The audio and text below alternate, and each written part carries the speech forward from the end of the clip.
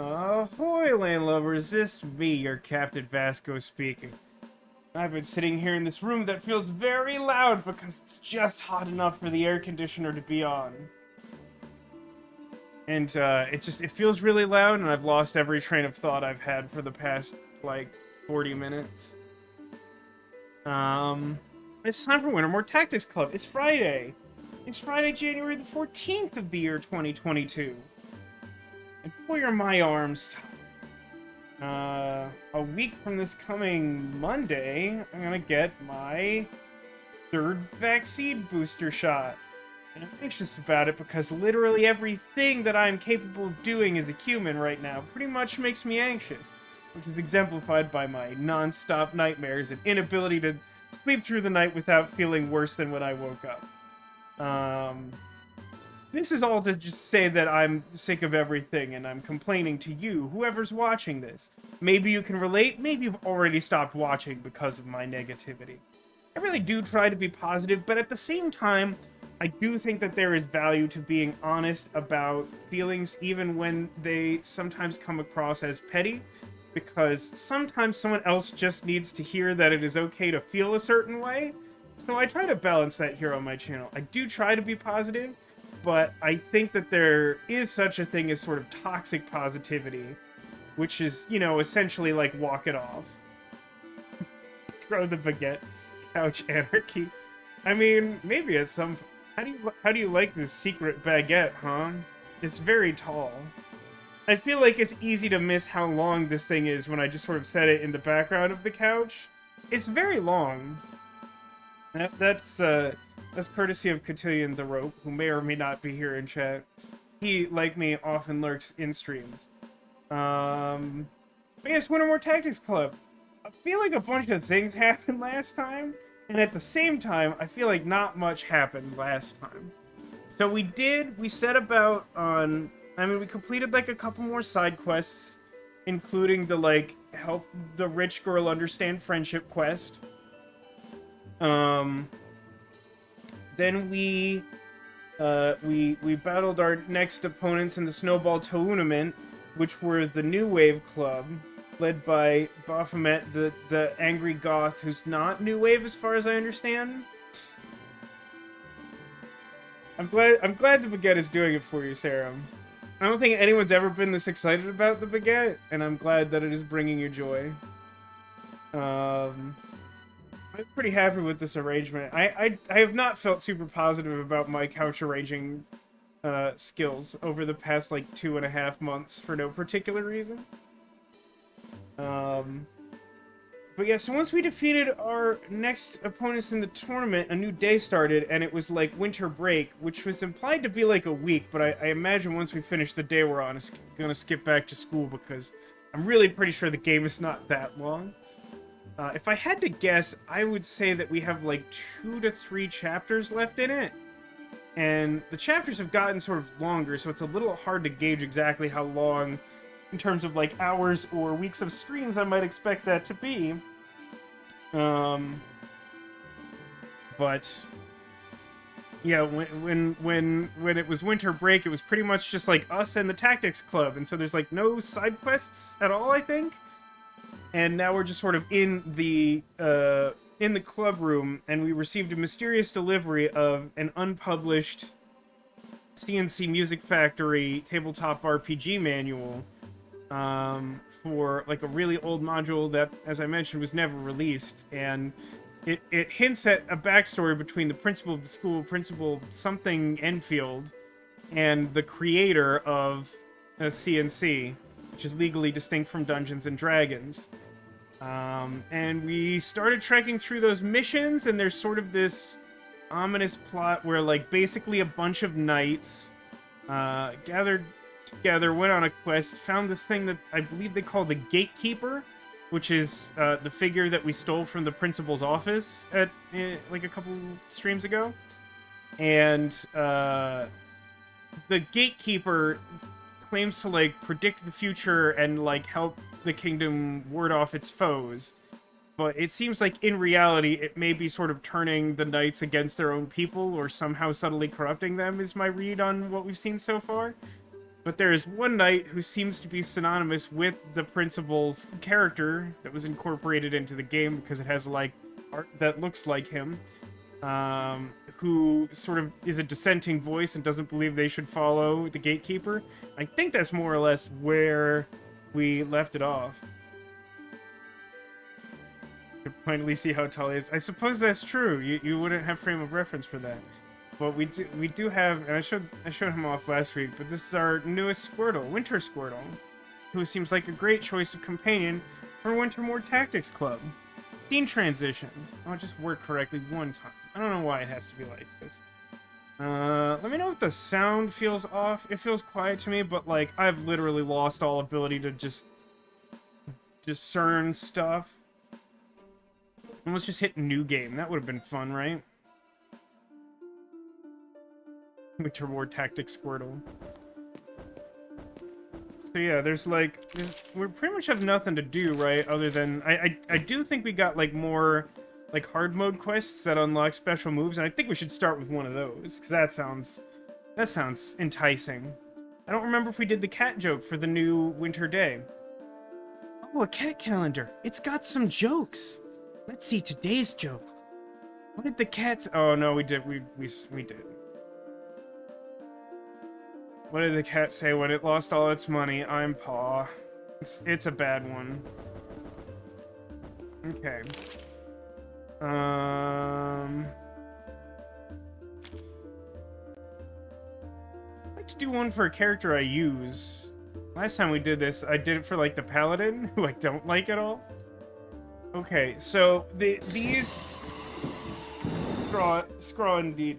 These hard mode challenges are to unlock like a super tactics power, which we have like basic abilities, tactics abilities, and like ultimate powers, I guess is what these are called. The tactics abilities take like 5 tactics points, which are actually like pretty difficult to charge up. These ones take twice as many, and they can only be used once per battle. Let's see. The mage one does first 3 on whatever the targeted tile is. Inspired, which says that basic attacks add extra tactics points, which is kind of interesting because then you can sort of feed into like another ultimate move. And increases their damage and movement. Like that's kind of cool, but that feels like more arty than magey. Man, mind control beam for Jania. Confusion for 2 turns with chaining and enrage. Wow, let's do that one. I like that one. Actually, let's check what Rogi's is. Is his cool? Looks very basic. Does 8 damage though. Super hard kick. Does push 3. Does a lot of damage. That's pretty much it. So I've never seen the movie 300, but I believe this is Sparta kick. Is you kick someone, they receive 8 damage, and then you never see them ever again. I would like the mind control beam though, because I play blue in Magic the Gathering.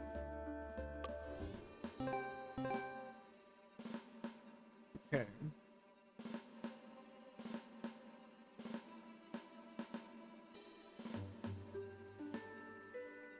Gosh, this seems like it's gonna be difficult.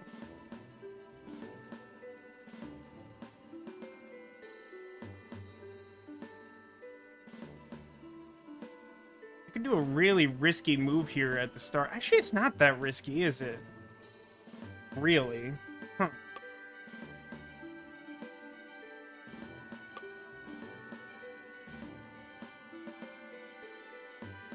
I do want Rogi here because I have a specific plan in mind that requires his abilities. What do I want for the third character? My instinct says I want Paladin, which is weird because I never want Paladin. I hate the Paladin as they created him in this game. But like...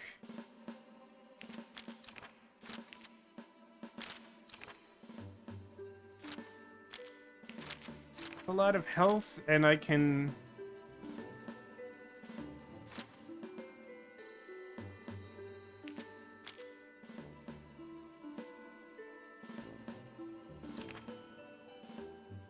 No, I'm gonna go with my old standard here. Go mage. I think I'm like just not supposed to let anyone get damaged in like any of these quests, which is like kind of doesn't matter how much health I have or whatever. So something like this. And then do I want to change anyone's items? This cave is probably fine. Like extra damage against unhurt enemies is good. And considering what I plan on doing, Pocket Watch is probably correct. Alright, this might take more than one try, which is probably true of all of these like super hard mode challenges. Okay, so here's the thing I would like to do, and we'll see how this actually plays out. I'm gonna move Rogi like right up in this guy's business. Not exactly right up in his business, because I'm gonna like actually move him just a smidge closer to his good friends here. And then I'm gonna use the confusion ability on like this entire row of enemies now that I've moved the big boss into there.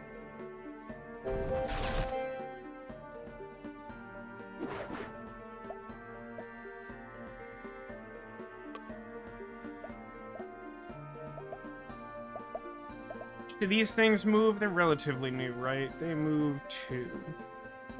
So there's probably like shift to attack that space.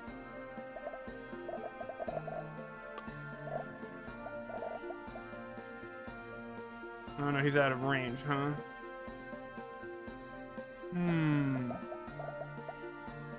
Oh shoot, are these the guys? Okay.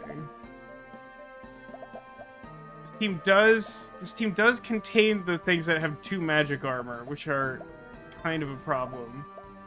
But luckily, I don't know, maybe the boss will eat them? Unclear.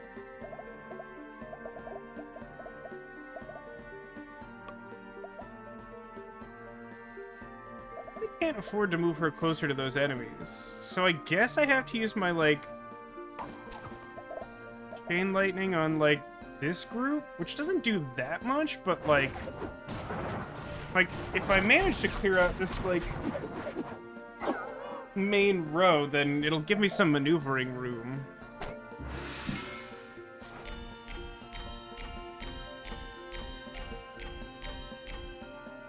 Sure are a lot of enemies, huh? I really want the Salt Shaker to attack the ones that are super scary to me, but I don't feel like that's actually going to happen.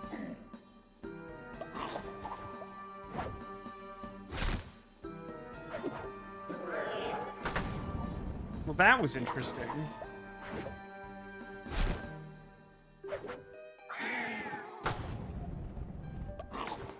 Well, I would say that went pretty well.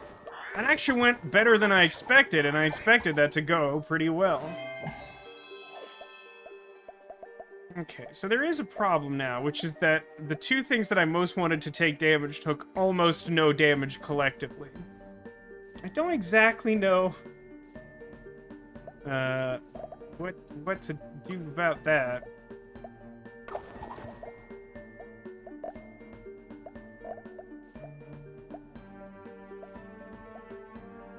Gosh, her basic attack has like the most annoying attack pattern of anything in this game. It is like impossible for me to predict what exactly it's going to do, because it's a cone that applies to squares in just like this really unintuitive way. So I always have to like redo her turn like several times to be like, does this do it? Apparently this does it, and that doesn't make any sense to me intuitively. I mean, she'll take some damage from one enemy this way. And this doesn't actually damage them, but what it should hopefully do is enable the mage to do damage to them by boosting her magic power.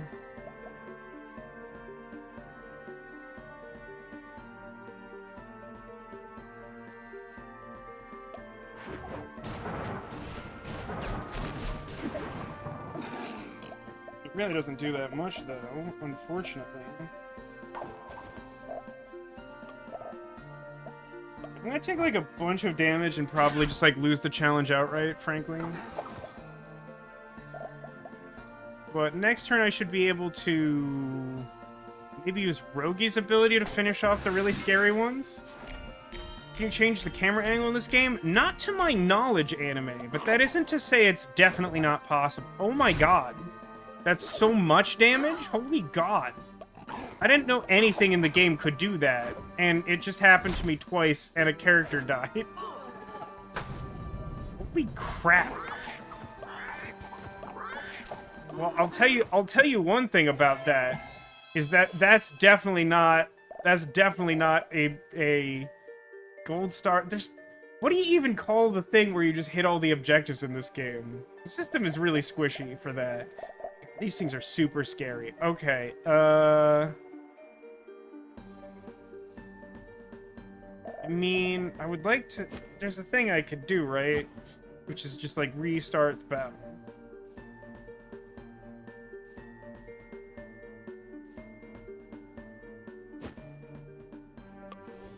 Okay. I see what that hint is getting at. I don't actually think that's what I want to do, though. I feel like well, okay. The one thing I do want to do differently is, like, mage is definitely not good. Is it paladin? Was my instinct right? Paladin's just so... Paladin... I did get his, like, super dupe smooth. Those bursts... Physical armor... Taunt. But, like, there's, like, way too many enemies to ever be able to trigger one of these, so, like, that doesn't seem relevant.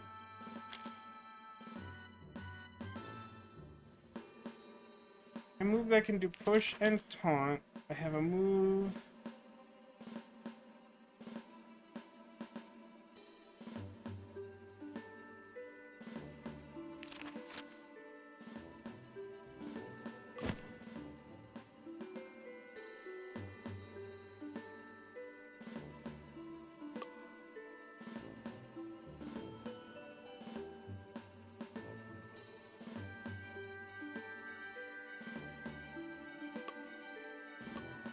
I'm just gonna try some stuff here. It seemed really difficult. Anyway, thank you for continuing a gift sub, which is not a thing that I knew that Twitch could announce. Also, for some reason, it doesn't make the normal type of alert, but you get one of these. Thank you, Anime, and welcome to the stream. How are you doing on this Friday? Come watch me do very badly at these top-level difficulty challenges that the game provides. Like, I'm pretty sure I like my plan here.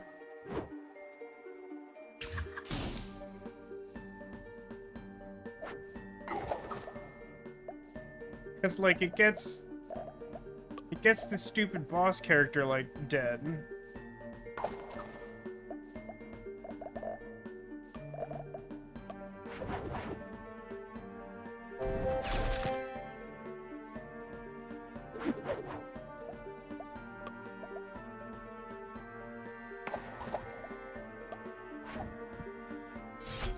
I'm gonna see if Paladin can...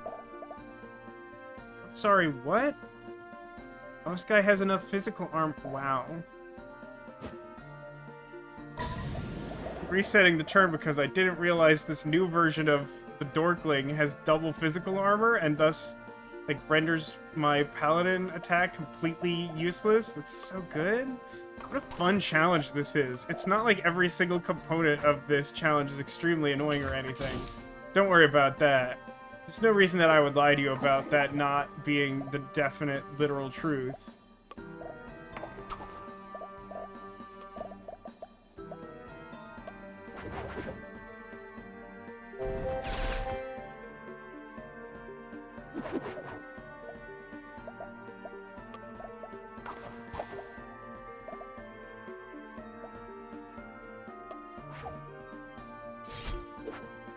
guess I'm doing this just to gain... maybe mage is better? I feel like I need more physical damage to take out these stupid, like, magic-resistant bat creatures I hate so much.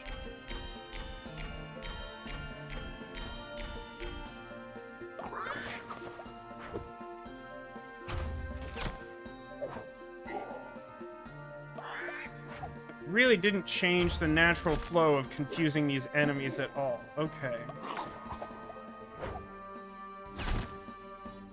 Suppose I should have anticipated that attack, given that that literally happens. That's just so scary. That's just so scary, you guys.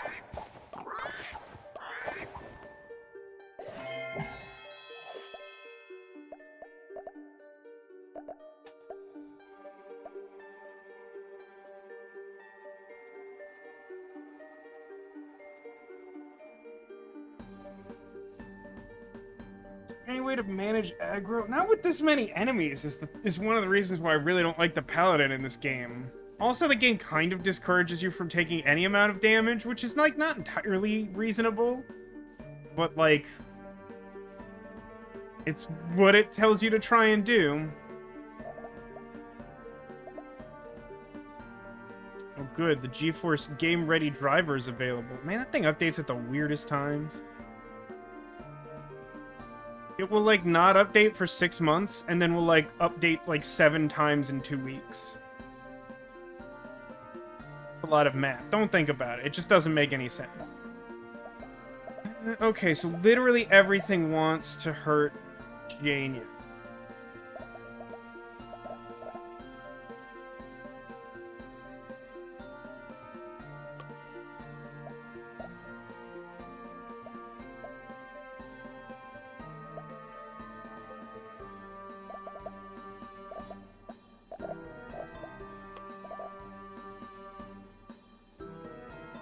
That only does 2 damage. It sure feels like that should do more. Shove move does 3.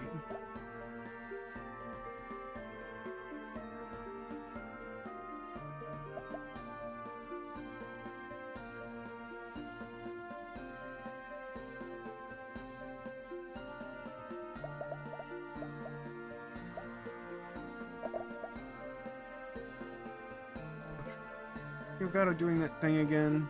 I'd really rather not. Really rather it not do that.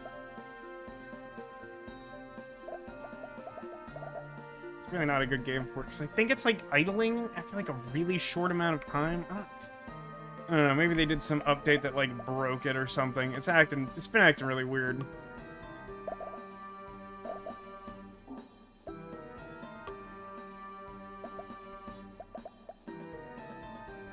I can, like, kill exactly one of these things, right? And I can just sort of, like, mess with the other one.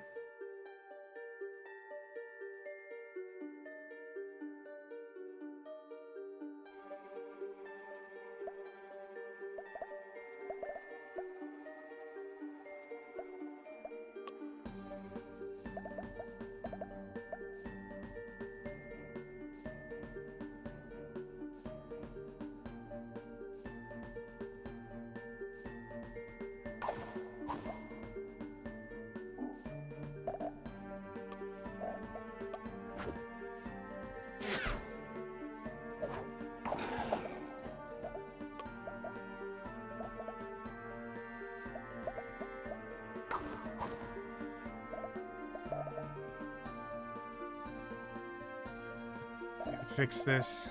Okay.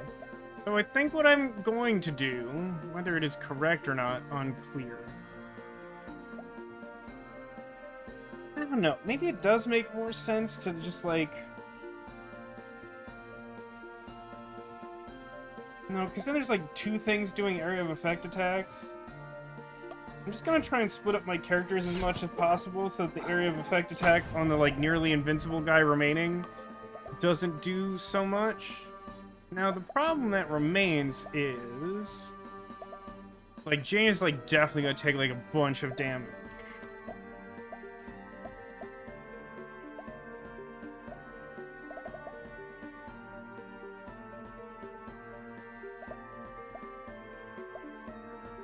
think what I'm supposed to do is have her take one step back. Is that right? Be there. Be there. Yeah, so if I take one step back, then there's no way for this guy to, like, area of effect more than one of my characters. So I think I have her take one step back. And then... I do not understand her attack pattern, like, even a small amount. It sure feels like if I target this square at the edge of my range, it should cone and, like, target both of these enemies, but it definitely doesn't do that. So whatever, I guess.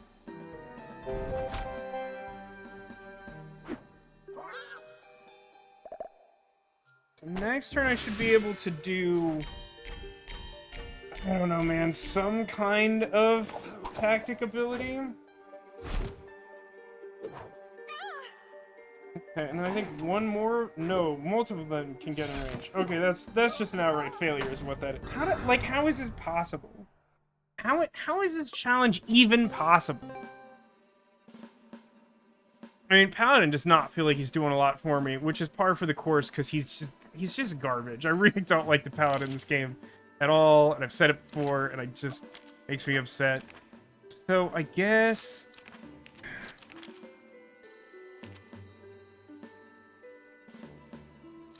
I need to, like, take off his very good magic attack, I guess.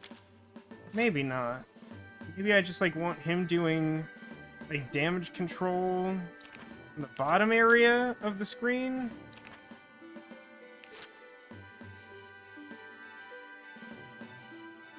Gains +1 range, +1 move. I need more, like, area of effect stuff, which is, like, pretty much just, like, the mage's base attack, and then, like, a couple people's, like, ultimate move.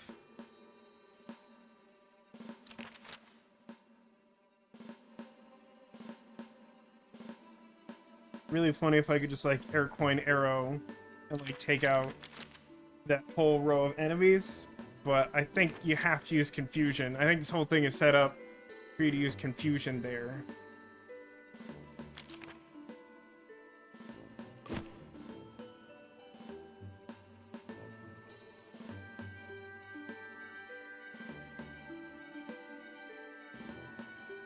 And then, yet again, I feel like all of the enemy arrangements since I've gotten the Cavalier have been, like, completely, like, trample resistant. Like, you can't hit more than one enemy. It's very annoying.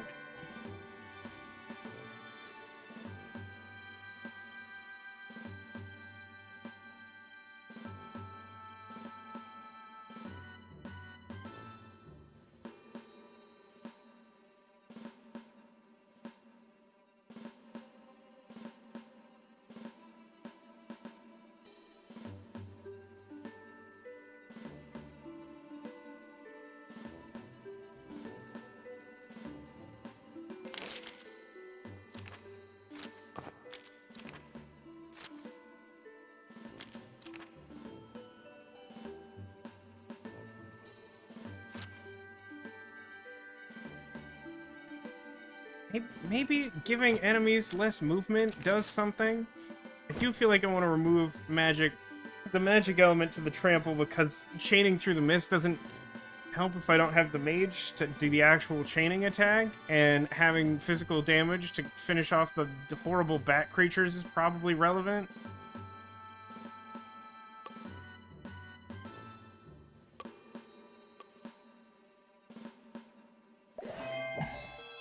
Feels very difficult, bordering on impossible, but we're gonna keep trying for the moment. So the hint for when you try to retry this battle is very clearly just like, it wants you to do this. Which is, like, more or less the plan that I had originally.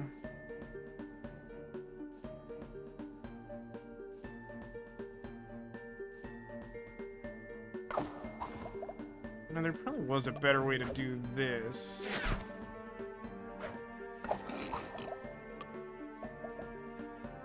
Which would have been to have Rogi start even, like, one tile closer to the side of the screen.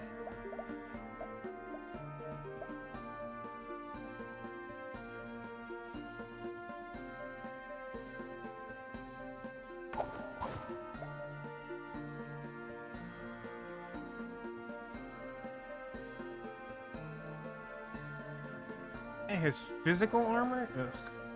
For some reason I thought... No, that's right. That is what he had before. I was thinking of it like he had magic armor, but that is not the case.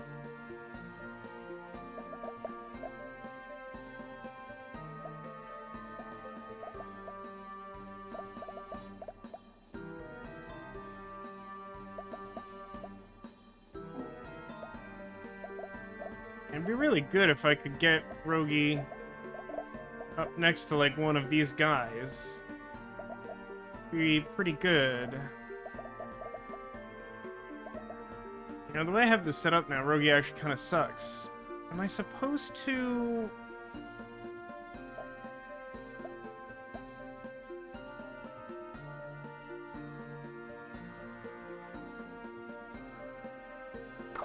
I'm gonna try... I'm just gonna keep trying stuff.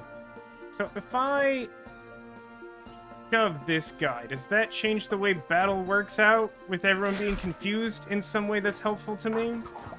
It seems unlikely, but, like, maybe.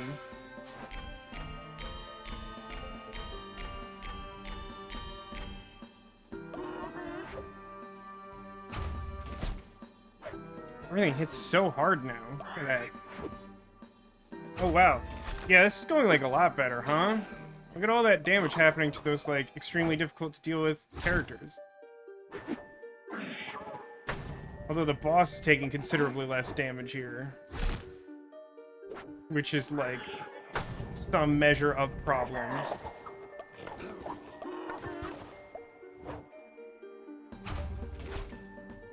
Look how much damage that does. Oh, they're considered rogues and they're doing ambush damage. Yeah, this doesn't look like a winning situation either, huh?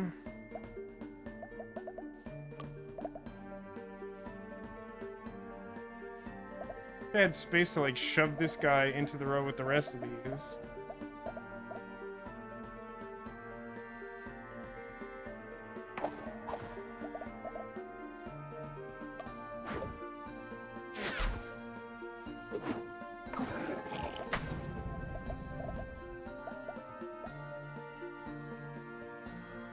The boss's attack that I haven't had to care about at all so far makes brambles. Has mage armor. How does equipment work? Not great, would be my short answer to that. You get, like, one static ability, and most of them are intensely specific. They're not, like, stat upgrades. They're, like, you know, like, my rogue has, like, basically the ambush damage that these enemies have, where, like, if the target character is undamaged, it does additional damage. And that's, like, one of the better ones. Like, most of them are, like, if you trample on a Wednesday and your opponent nods to you, then it does something slightly cool if all of the opponents agree not to damage you for a turn.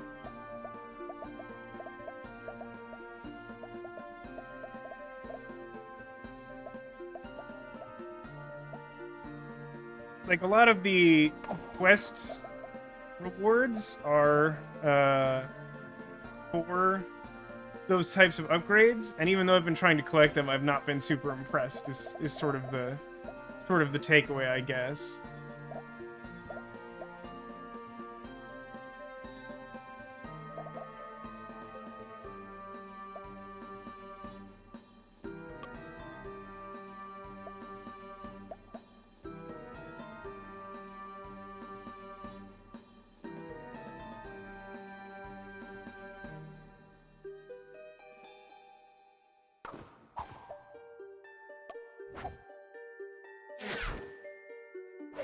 I mean, I did the Paladin's Challenge for this, and it didn't seem nearly as difficult as this. Like, this seems very painful.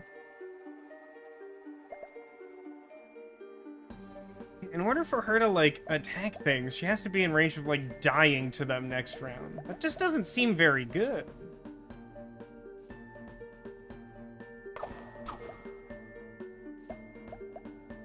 And I sure don't understand how this attack pattern works at all.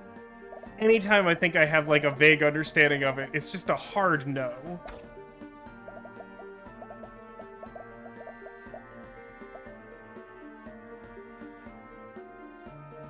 Two damage with burst of 1. So right now the boss here can't...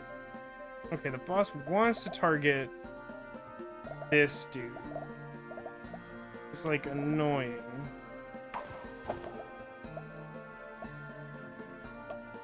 Alright, I'm just gonna do a little magic blast and like charge up my tactics points here.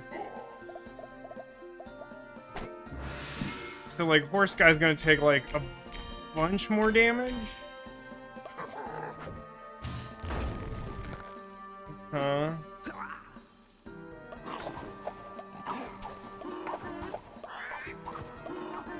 Hey Neko, welcome to the stream. I'm sorry that your computer's not cooperating. Good lord. Taking so much damage.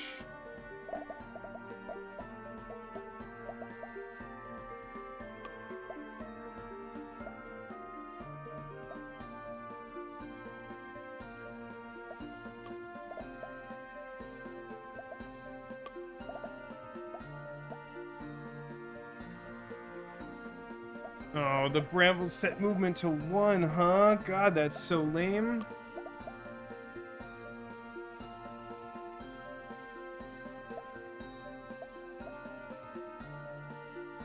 I mean, there...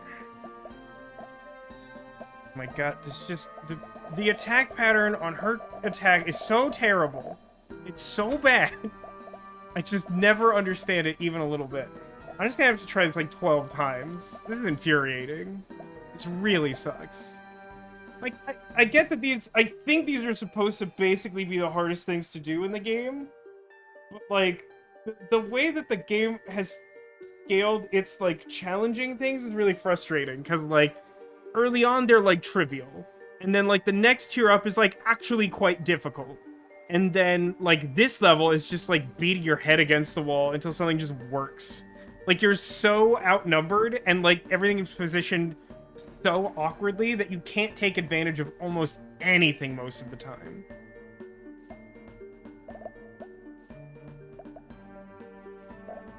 Like, none of my special moves are very good here.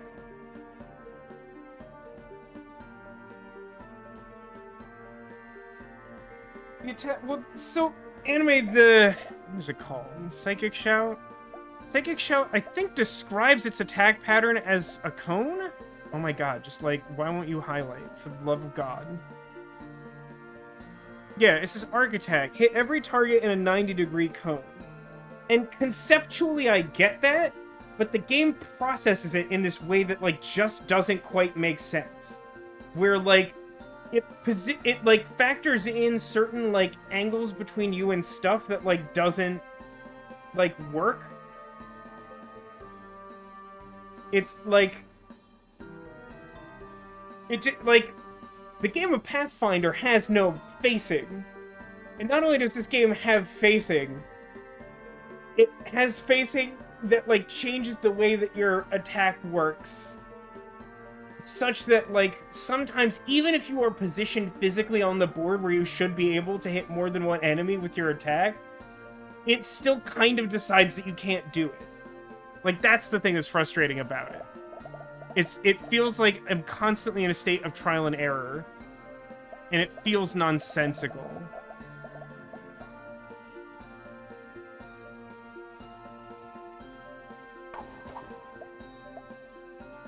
So I think I'm supposed to just, like, burn Janya's whole attack here so that Horseman can leave. So otherwise he dies, and he's very important to this team composition right now.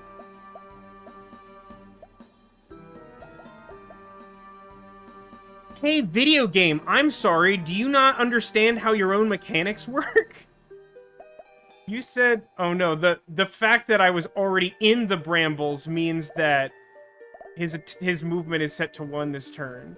Aren't brambles only supposed to factor in at the end of a turn? Brambles garbage. Brambles garbage, I declare. Alright, so that being the case... What can I do to, like, get out of here? Ooh, wait a minute. I have an idea. Does this work?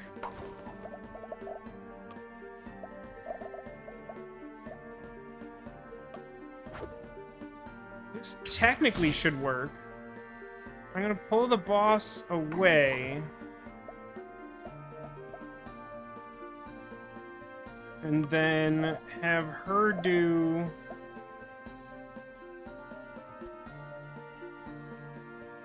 Why is this not chaining to the enemy back here? He should be in the range of this attack. I'm so frustrated. I'm so frustrated with this challenge. It's very annoying. Oh no, because it's trying to do stupid cone attack. And that's why the logic doesn't make any sense, because the cone attack is sheer nonsense.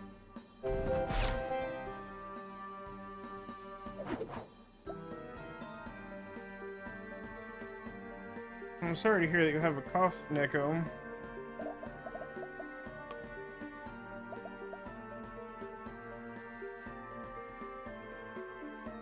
So can I attack past the brambles without dying? It's unclear to me how this works with trample. Okay, why are you showing it to me as an option if it's not possible? Game, I really need you to button up and, like, actually make sense to me. I have so little brain power right now. I would just absolutely love it if you'd cooperate for a fraction of a second.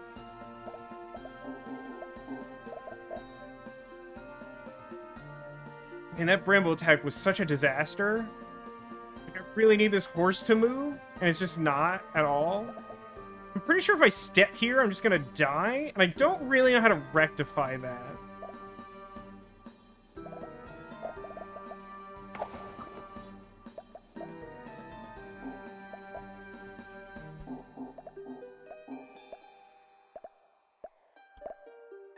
Yeah, it won't let me attack past without a valid target, and this guy's not in the row for it. So I guess I'll just die then. It's fun. Alright, who's ready for me to at least try this for the 12th time?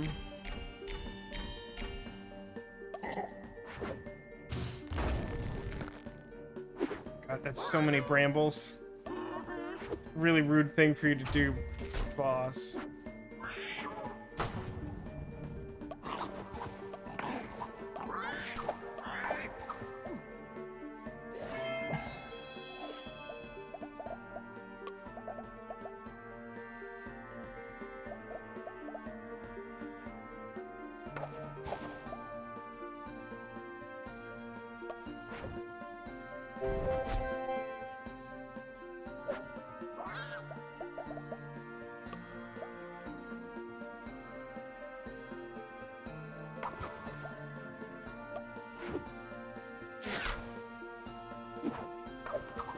I got that does 0. I'm so okay. All right, we're restarting this again. I'm sick of this setup. We're just gonna. So, Rogue is like one of my favorite characters to use because he can sort of like move stuff around the board and does more damage than anyone else if they're undamaged. But like, it just feels like he's not doing anything.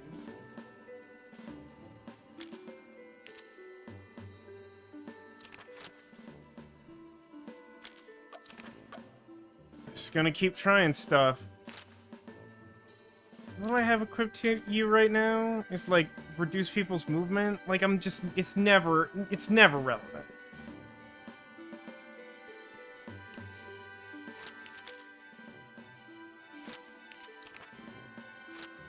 Just never relevant.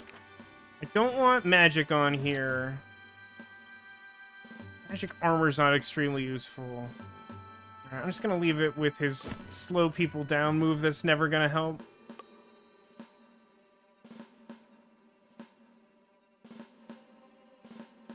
Alright, I have an idea of a thing I can try that probably won't do the thing that I want it to do. Who's ready for that to backfire and for me to get mad, huh? Prepare yourselves. Yeah, everything should be start. Okay, so if I do this, but then I switch to you, that should create a chain that I can, like, lightning all these guys. Like, safely from here? No position I want to be in. I'm just gonna leave her there, I guess.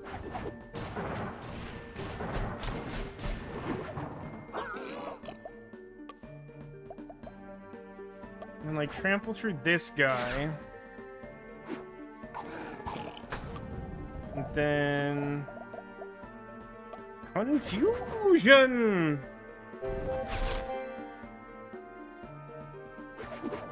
That's good news, Deco. I'm glad that the new mattress is working out. I know that you weren't entirely sure whether that would be a good fit when you got it.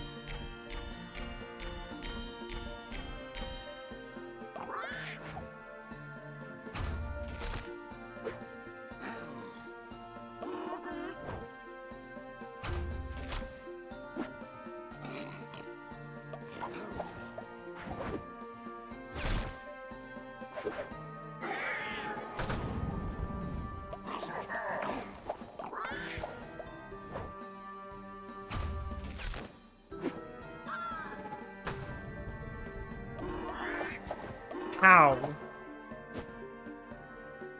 Restarting again and just moving one tile and doing everything else exactly the same because my strategy is sound.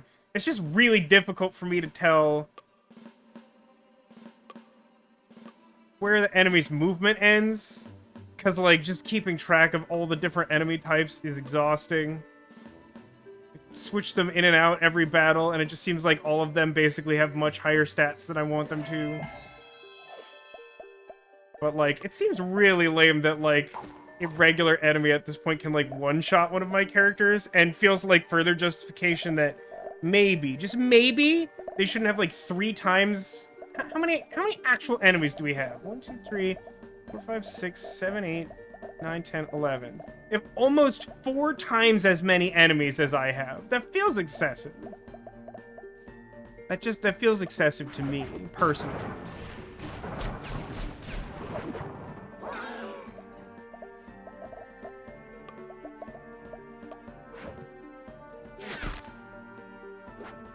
I do want to watch for one thing that's been kind of confusing to me. I've been trying this arrangement where I confusion this spot instead of having the rogue, like, drag the boss here. Which is that it seems like one of the enemies just, like, isn't trying to attack its allies. And that feels like, again, that's just violating the game's rules, and I'm not sure why. If I'm interpreting that correctly as a thing that's happening. Okay, so that's like 1 of 5 confusion enemies, right? Cool. I don't know, he's just going... No, that's 2. That's the rogue attacking that guy. Then we have one of the bats go, and he does a blast attack. And then the boss goes...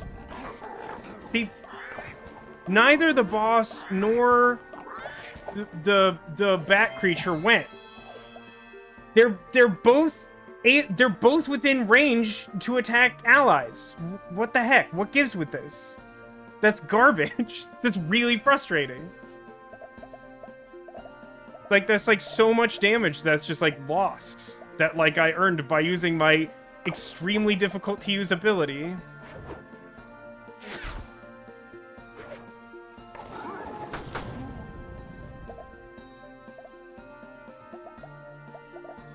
These things have physical armor, but not magical armor, right?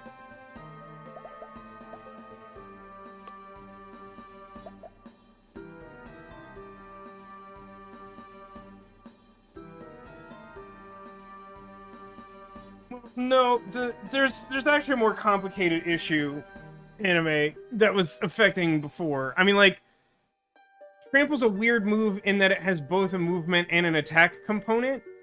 But the frustrating thing is that while characters like the mages can just do sort of a force attack, like, on the ground, which is, like, sometimes helpful if there's just, like, a side effect, like, Janya's basic attack, like, creates mist on the ground that can do sort of combo effects.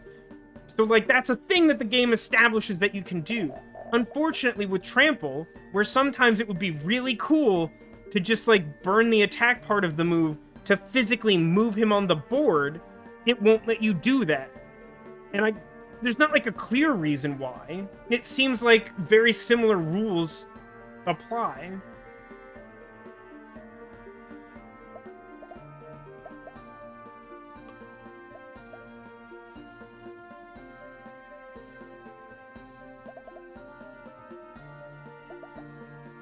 Really close to being able to do the thing that I want to do. But I'm not able to do that. What I'm gonna do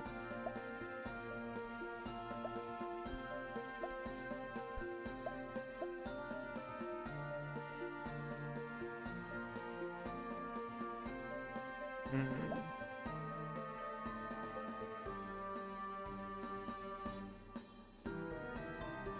I think it does that to prevent you from double moving. Sure, like, as a balancing thing, sure.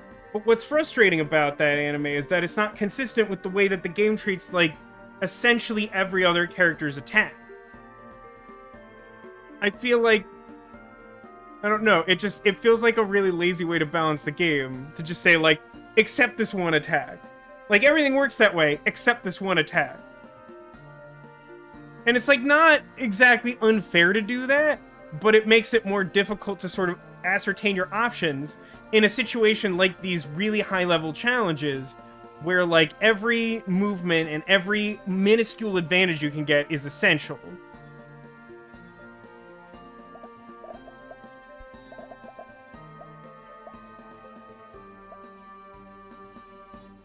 Okay, I think the thing to do is just, like, retreat this way with the mage characters.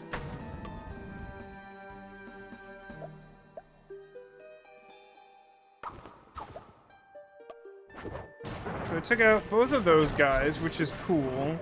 Salt Shaker should have trouble getting to my characters to damage them. Hopefully, I can move the Cavalier around to hit, like, more than one enemy.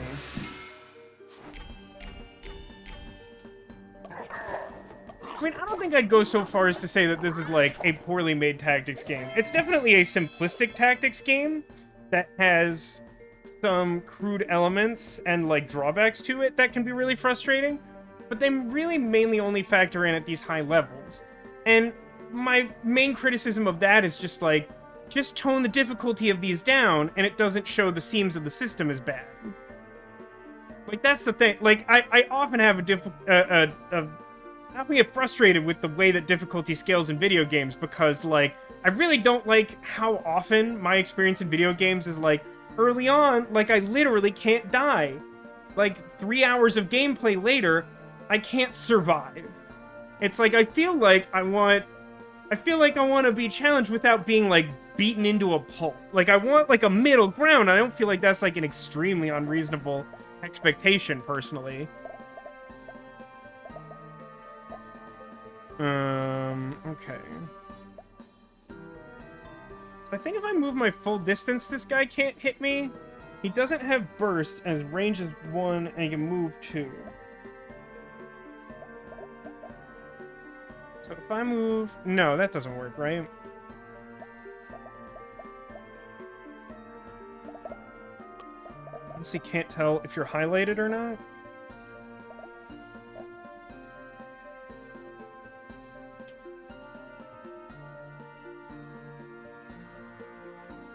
This might be a challenge for when I'm near the end of the game, but here's another thing, anime. This game doesn't have leveling up. Your stats don't increase in this game. Like, it's meant to be fairly simplistic. So, like, it's not like I can grind more levels for this to be easier.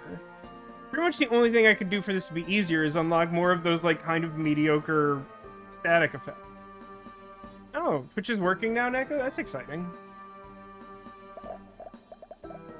Congratulations, I guess?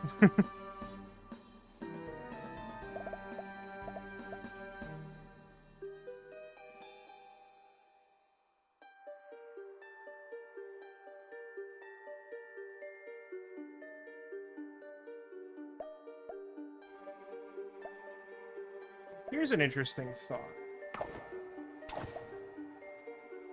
If I, like, trample to, like, here between the two of them, and then do...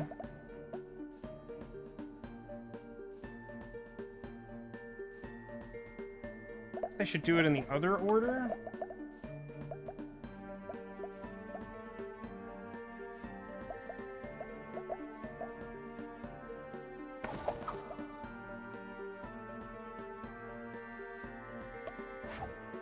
Do this. And then...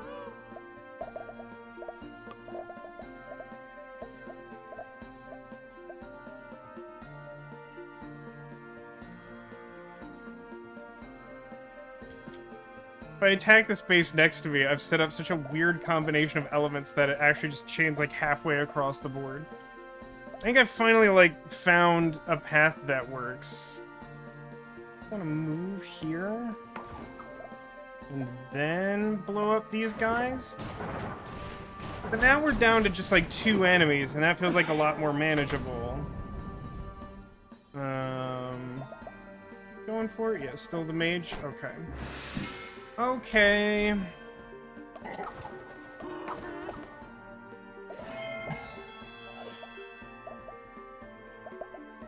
Confusion's, like, definitely not the primo choice for move anymore. So, like, maybe I use... Brilliant Beam would do 4 damage to boss. Arrow, magic, or physical? It's fire. I do forget that, and I do hate that. It does, however... I mean, this is just gonna do less. I mean, I guess the bonus to the arrow is that it's physical and that it bursts, but, like, the burst isn't relevant here. And I would get, like, 1 more damage out of her attack, even with the armor that it has. It has 9 health. If I put Magimist on it... I have to do a bunch of cross-character math. The Bull Rush does 2 damage, so that's effectively 7. And then... down to 6 with the Magimist. And then it would take... 5 damage from her. It doesn't, like, kill it, which is problematic.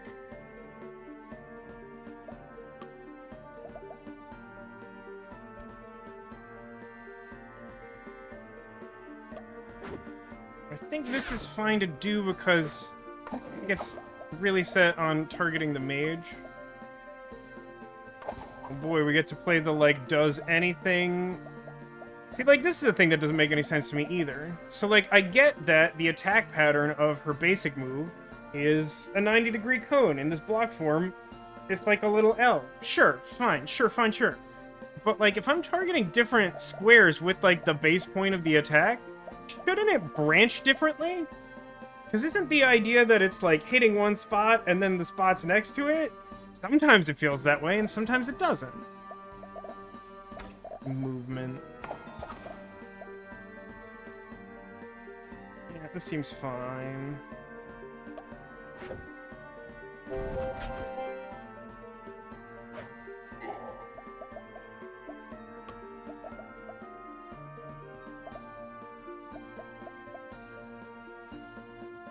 Oh, that's interesting. I can't actually get in line with it right now. So I guess the thing to do, since I have so many tactics points all of a sudden, is... What's the movement on this guy? Hey, Demolition, welcome to the stream. I'm getting really mad at this challenge, is what we're doing currently. How are you doing today? Okay, stats on this guy. Oh, I reduced his movement to 0. Okay. So it can't, like, chase me this turn. Okay, so here's what we're gonna do. I'm gonna move 1 space with the mage, and then I'm gonna fire my laser. And then I'm gonna pass turn and hope that this thing doesn't attack. I don't actually know what its behavior is going to be.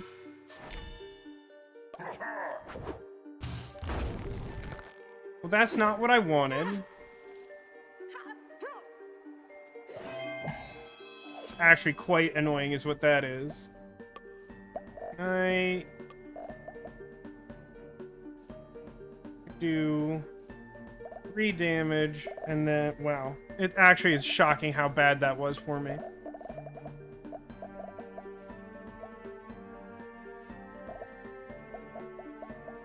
I can't move, like, at all? No, I'm looking at the wrong character.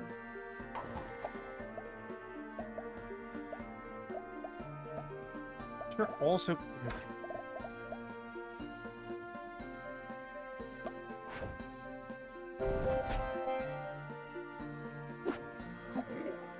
particularly annoying because it seems like all area of effect must be in the character predetermined attack radius. How do you mean, anime? I think that's right, but I'm not sure I entirely understand what you're saying.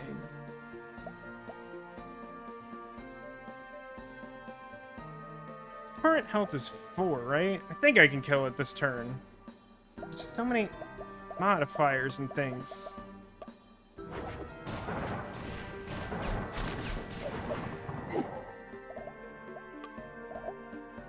I'm gonna shoot an arrow. Alright, I did it. I don't think I will have completed the, like, you did good accomplishment. Oh my god, there's so much fire on the field. All 0 players. Wow, actually was under par for damage and over for turns. Turns I can accept, although, honest to god, I have no idea how you're supposed to do that any quicker. Like, jeepers god almighty. What a disaster that fight is. Alright, mind control beam is cool. That was a lot of work for that. Let's do something that isn't a challenge for a minute. So I would like to get... also would like to see what this one is, because it wouldn't show me this before. Valiant Charge. Costs 10, all that usual jazz. Does 4 damage over a range of 6. Next, move the attacker to the targeted square. Attacking... okay, I mean, it's trample, right? Physical weakness. I mean, these just aren't that exciting. It costs so much to use an ultimate power. I don't know why these aren't better. It feels like these should be better than they are. I'm gonna set that aside for now. Let's do story progression, and then we'll come back to another one of those annoying things later in the stream. That took me like a whole hour to do. Oh boy. Breaking point. Yeah, that sure sounds like me today. Big mood. Sorry for being frustrated, chat. I just happen to be frustrated. And again, I stand by what I was describing earlier, is that in no way do my frustrations with the game up to this point make me think that it is a bad game. I still quite like this game. It is just frustrating to me that the design of these, like, extremely difficult challenges, or whatever, I don't know what the technical term for them is. Everything is just, like, variations on challenge.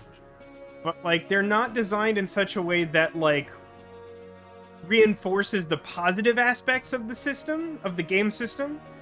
It feels like they're very much designed to just, like, push the limits of what can be done physically as a player, which is frustrating because then you're presented with, like, a really high percentage of possibilities that are, like, doomed to failure. And it feels less like coming up with a cool strategy and more like desperately clinging to life because everything is stacked against you in a way that doesn't feel particularly fair or fun. And granted, to my knowledge, these are optional. But, like, it still feels like if that's like the top end of your game, I feel like I would like for there to be more focus on it feeling like a cool thing and less like them just kicking me in the teeth is what I would like. And, you know, again, everyone's interpretation on what makes a game good is different, but, like, that's it. Zacula says, I came in at the right time to complaining about the game time. Correct, Zacula, I am currently streaming. I'm not sure what you mean beyond that. We were just, this game has, like, it's a tactical RPG game that, like, has a sort of novel take on leveling up, where you don't really get skills or equipment that powers you up. You like complete challenges and it gives you like new skills is like one of the main ways to do it. And I was just doing one of the like really like top level difficult challenges and was like not having a great time with it. Okay, Anime's clarification on what he said before. Basically, you can only hit things that are in range, and if they are 1 square out of range, then you cannot attack them. Example is a character has a range of 4. Target is 5 squares away. You can't hit it unless you get closer. Yes, that sounds accurate. Yes. And while I would have a difficult time articulating it, I would also agree with the implication there that it's sort of fiddly to tell what the ranges are, which is why I feel like I constantly have to check them.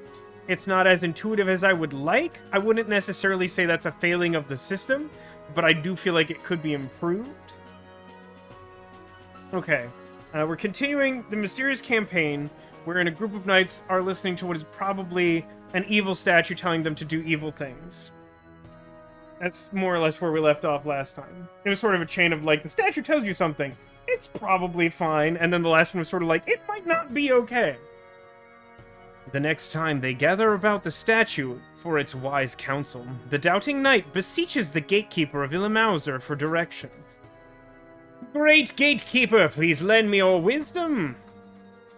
I have felt ill at ease about your last order. We vanquished the bandits, but how can we know if they are truly villainous? I had some voice for this thing, didn't I? I don't remember what it was now. It's been a whole 7 days. You expect me to remember a thing from 7 days ago? Who am I, Superman? Am I Neo? From the Matrix? You must not waver in your duty or Lagaria would be lost. Basically, shut up and don't ask any questions. They sought to bring down your reign and plunge the land into chaos, probably. Seriously, don't question anything. Just like, if your aunt sends you something on Facebook, just trust it implicitly and don't question it or do any of your own research. I'm pretty much the precursor to fake news, is what I am. Pyramid Head.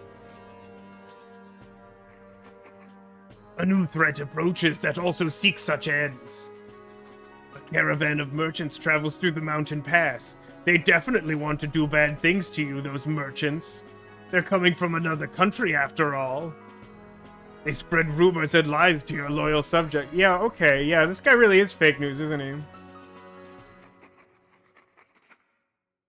Like it says, he's never seen The Matrix, but I know it has a lot of big coats and tight fighting leather. I mean, that's... You've seen The Matrix. You've seen at least 2/3 of the original trilogy. One of my coworkers at my job, like, hasn't watched, like, a lot of sort of, like, pop cultural movies or things like that. And so, like, one of my other coworkers was, like, kind of, like, giving her a list of things to watch. And when she watched The Matrix, she was so mad about it. She really hated The Matrix a lot. And it's funny to me only because, like, it's not that I assume The Matrix is necessarily for everyone. I just never really thought of it as, like, offensive in that way. Like, she didn't call it offensive, but she was just so upset about it that, like, I can't help but think of it as though there's, like, something about The Matrix that just, like, really upset her personally. And I'm like, I just don't know what it is about The Matrix that would, like, do that. Yeah, I mean, it definitely, some of those problems would probably be helped by being able to reposition the camera anime. I think that's true. At the very least, I think it would probably be easier to visualize that, like, janky cone attack if I could sort of, like, wrap my head around the positioning of the board a little more clearly.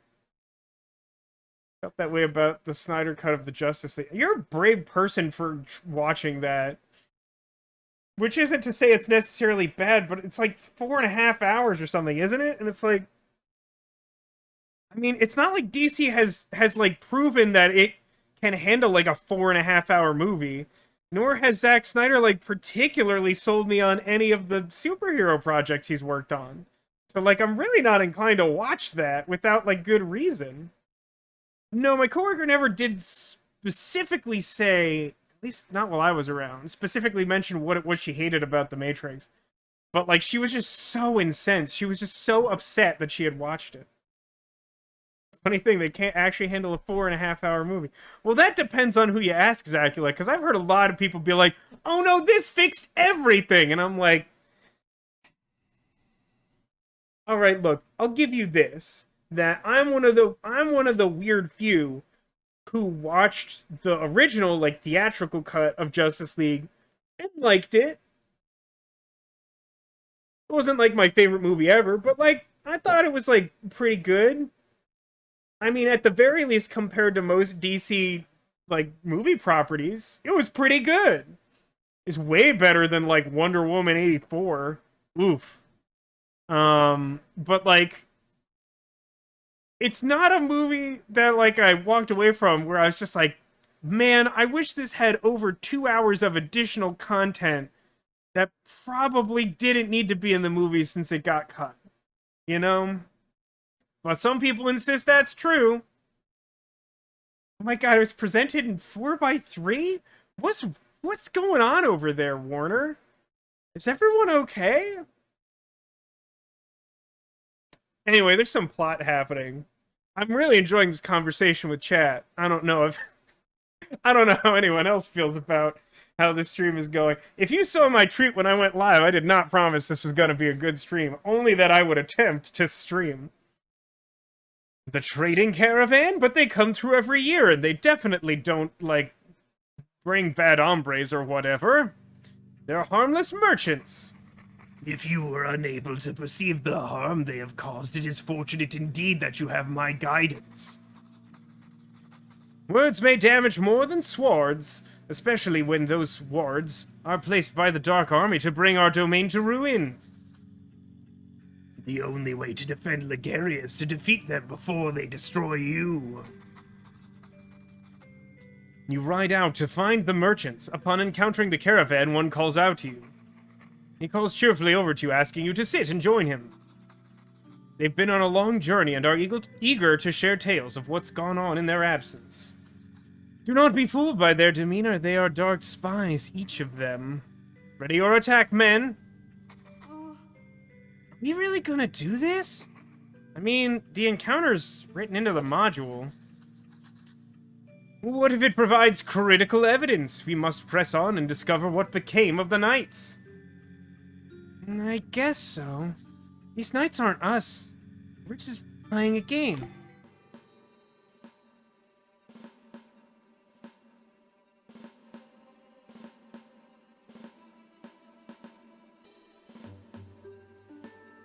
I'm pretty sure that's a misconception, anime.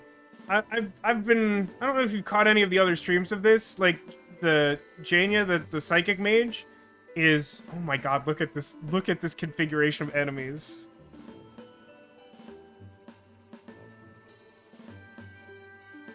Something really stupid's about to happen. But, my point basically being that, like, I've played a decent amount with Jania as a character, and it seems really easy to, like, prescribe a really basic, like, oh, this is how the targeting pattern works. But, like, I promise you, like, it sounds really easy on paper that it's just, it's like a little Tetris block thing. It's a square on either side, but I promise you that, like, if you're angled at weird ways, or, like, literally sometimes if I just, like, move one square over, it completely changes the arc of the cone. It's really unintuitive. It's definitely not clear at all times how that works. Oh, okay. So let's what's the thing that does more damage if there's like 1,000 targets? Yeah, we're doing that one. We're doing that. And who is my party currently? This seems fine, actually. I think this is fine. Oh, but I do want to character sheet, Cavalier, replace weird scroll with cool magical mist. Okay.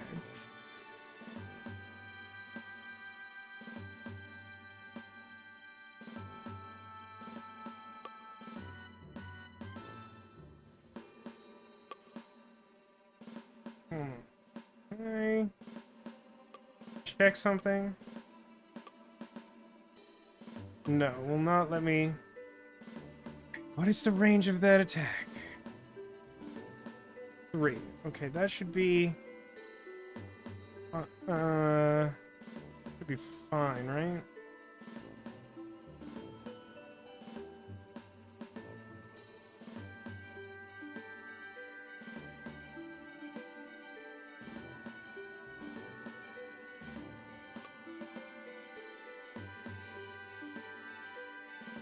I mean, actually, I'm pretty sure if I just...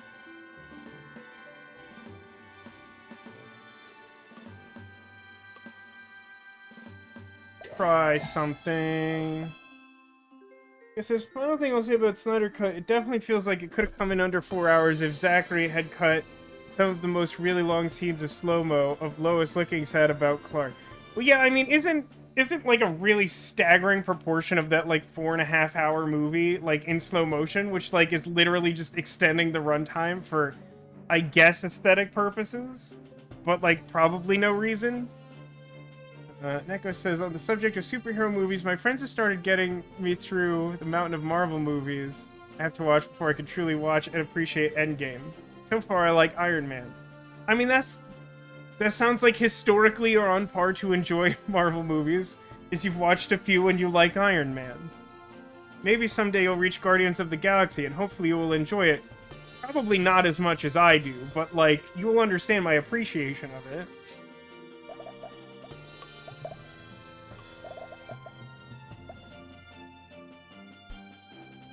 Yeah, so, like, check this out. I can use my confusion attack to confuse literally every enemy on the board because of this terrible layout. Like, just absolute chicanery. Wait, is this like actually an alternate solution to this encounter? Arcadius, thank you for the 53-month resub and welcome to the stream. If you enjoy the stream, make sure you like, comment, and subscribe. Thank you, Arcadius. I appreciate that endorsement for future viewers on YouTube, which is like no one. No one watches these on YouTube. But thank you nonetheless. How are you doing today? I see Shang-Chi. No, I still haven't seen Shang-Chi or the Eternals or the new Spider-Man.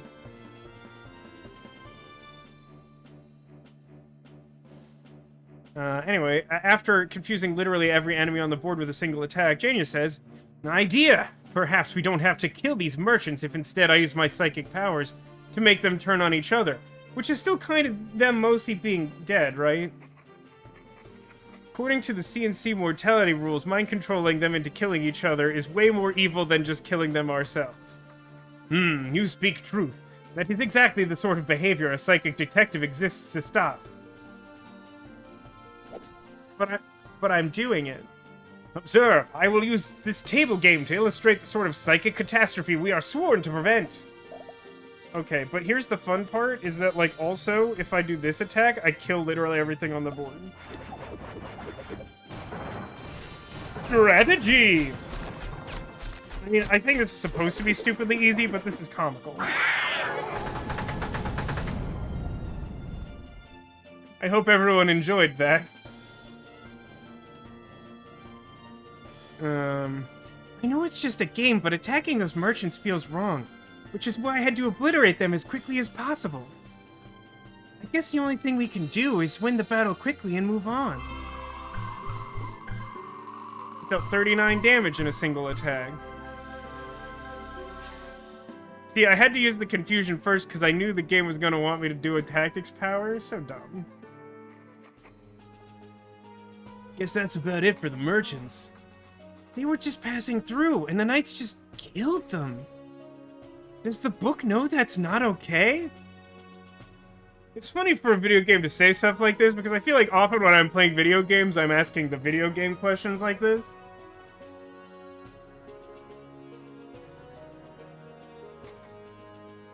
Let me keep reading. While all the other knights celebrate, the doubting knight sits alone, thinking about the merchants. They don't look evil, they just look confused, scared. What if the statue isn't guiding us down the right path? What if it has its own ends? By day, the gatekeeper praises the knights. It calls you valorous and says your unity is the key to defending the realm. Still, every restless night brings new nightmares as the gatekeeper calls. Secret monsters and hidden villains causing all the castle's problems and threatening new ones. How much apple juice do I think I drink in a year? What's the... I don't know what the volume is on, like, a container of apple juice that I normally get. But, like, I typically have, like, 2 tall glasses of apple juice unless I'm sick, and then I will have more per week. And then, you know, multiply that by 52 minus any weeks I'm not streaming. I mostly drink apple juice when I'm streaming. I'll occasionally have it otherwise, but, like, primarily I have it when I am streaming. Mostly because I live upstairs in an apartment building with no elevator. It's an enormous pain in the butt to bring all that liquid upstairs. I'd probably drink a little bit more otherwise. Neko says that depends on whether juice apple contains any real apple juice. Neko, what a ridiculous statement. It is, of course, 100% juice apple. I can stand by as witness no longer. We cannot trust the gatekeeper. Impossible. Our castle would have fallen to evil forces long before now if not for the gatekeeper's help. It is just as I have feared. One of our own has fallen to the Archlich's influence and is trying to spread conflict among you. He is no longer a knight of Lagaria. He is your enemy now. You and I are enemies now.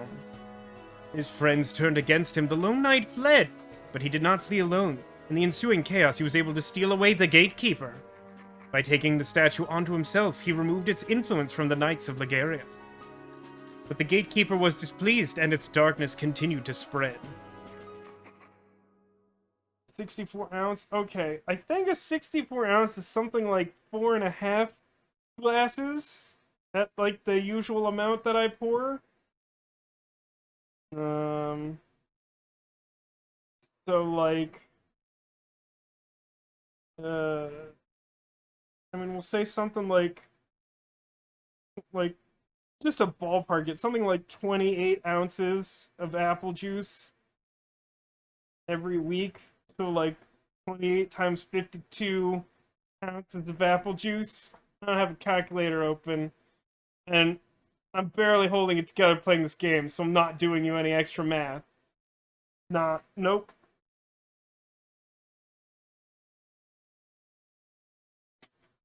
Zagula says he recently took up drinking water only after seeing a picture of a kidney stone. That'll do it, right? I mean, yeah, ever since like college, I have mainly drank water. I like apple juice because it is like it's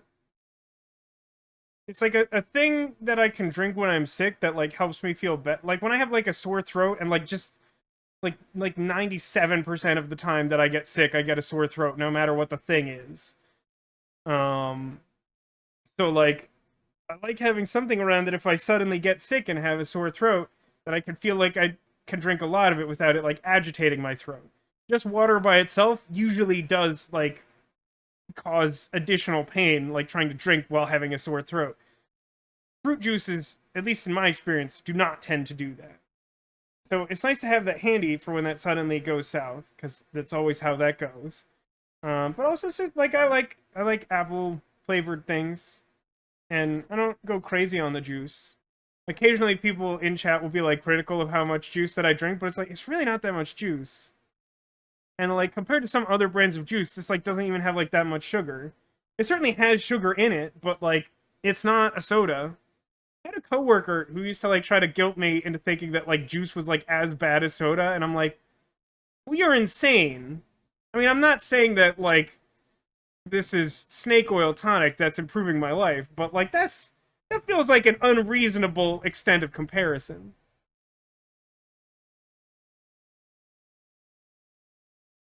Yeah, I'm not surprised that's where the module ends, because it's literally mirrored by the fact that the principal, represented by the dissenting knight, stole the figure and hid it in his office. What? That's it? Bleep that. But wait, so what happened to Enfield and the Curses and Catacombs founders? Well, I mean, I doubt they actually fought real bandits or killed bystanders or anything. But judging by the fact that he's here now and everyone else went on to develop CNC and get super successful, maybe he disagreed with their direction and they kicked him out. That would explain why he's not in any of the credits. Furthermore, he must have stolen the statue in real life, or at least this figurine.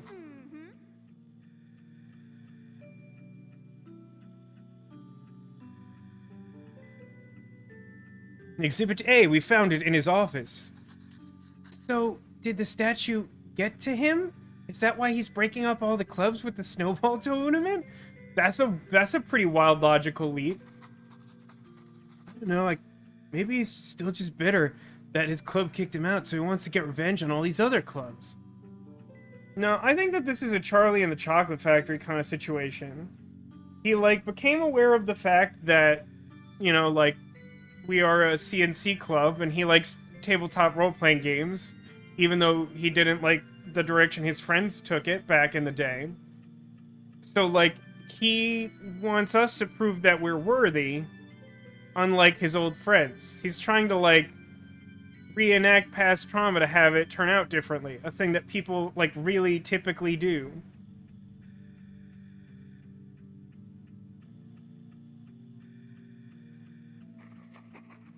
We can't eliminate the possibility that the figurine holds some power or importance.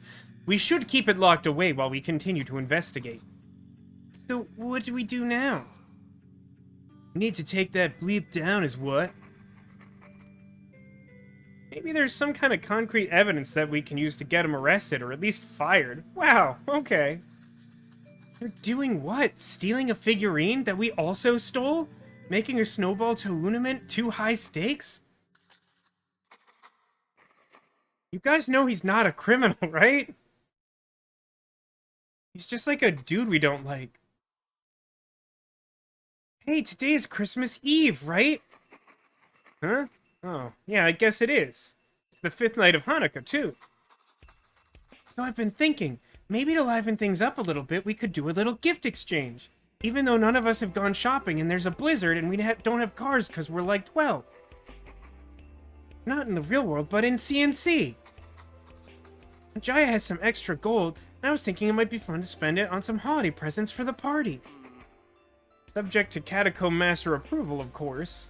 But actually, that's not a bad idea. You guys have been gaining a ton of EXP lately with these battles. Really about time for some character progression. In honor of the holiday season, let's have all the characters unlock a new upgrade slot. Oh! That's exciting! I've been extremely short on upgrade slots. That's great! It kind of takes a little bit too long for that to come up in the game, but I'm still reasonably excited about it. Who wants presents?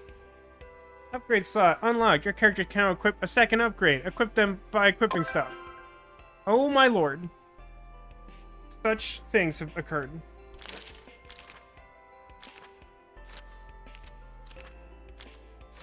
Oh, and now I feel like we buried the lead. Now we have specializations? That's like a whole new thing. A whole new thing. Firebrand. Spark becomes Bright Fire Breath, an arc attack that creates fire tiles. Oh god, no. I like Spark a lot, and I hate both arc attacks and fire tiles. They're two of the worst things in the game. Tactician. Gain Power Word Inspired, a limited ability that gives basic attacks plus 2 tactics points for 2 turns. I mean, I feel like I like that better than the other one.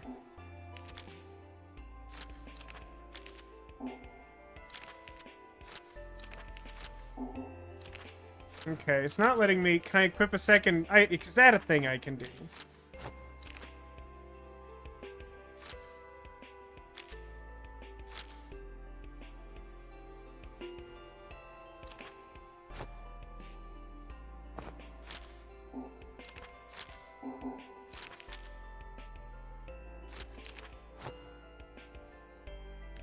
Oh, okay.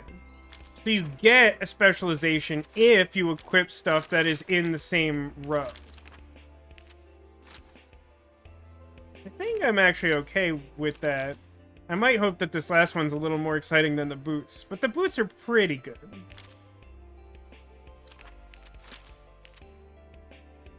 Specialization. Rogie gains 1 movement, or Rogie's attacks push and pull 1 square further. Ooh, that's like sometimes helpful, but like really the only thing that I ever want is the electric handshake, so like I'm definitely not specializing on the bottom row.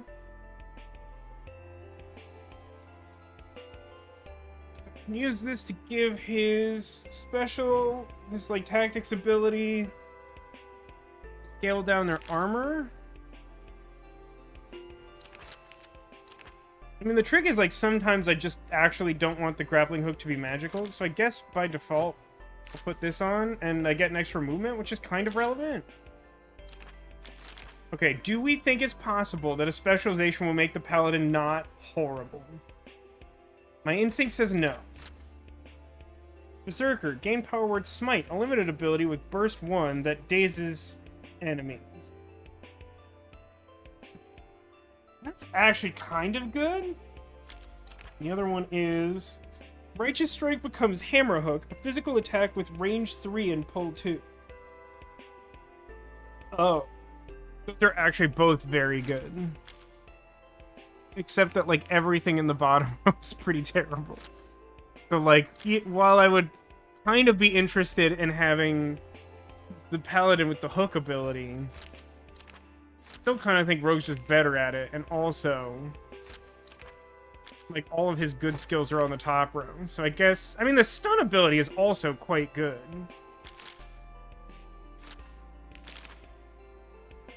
Oh, look at this. There's 3 specializations for the Psychomancer. Commanding Call gains Burst 1. That's hurtful. Telekinesper. Dealings +1 movement and +1 magical armor. Require to weaken their stuff and empower my guys. And the last specialization, use power words twice. It's mildly interesting. I wouldn't be able to equip any specialization other than the middle one for right now. We'll just equip the good ones for the moment. Ooh, and there's 3 for the Cavalier as well. Mist Rider. Trample gains chaining. So if I trample on one thing, anything that's like in a row with that character also takes trample damage. That's not really how trample works, but that sounds good. Visage Knight. Trample taunts enemies for 1 turn. Nah, that's not it.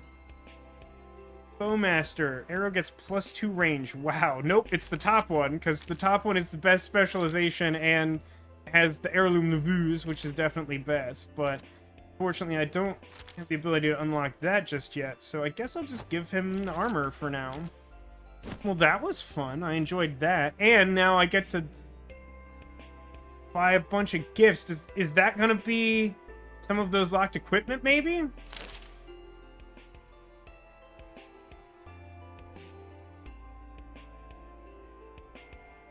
Or does it mean that Trample can turn it so you hit 1 target? I think that would be burst as opposed to chaining. Burst is sort of like whatever tile you target, like targets adjacent squares, typically. That's also a little fidgety, sometimes working out that targeting.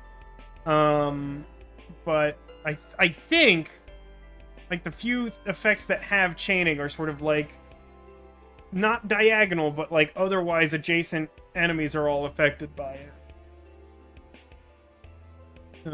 Where do I go to buy stuff? Let's talk to Colin. He's the GM. What did I get? Eadwald. Promising new campaign setting. I don't know how important this choice is. Is this just flavor?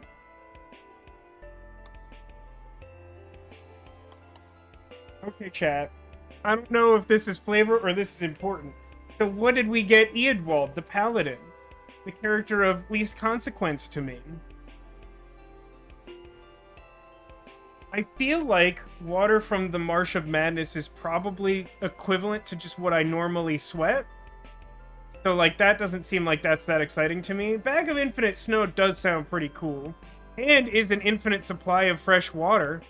As long as the bag doesn't yellow.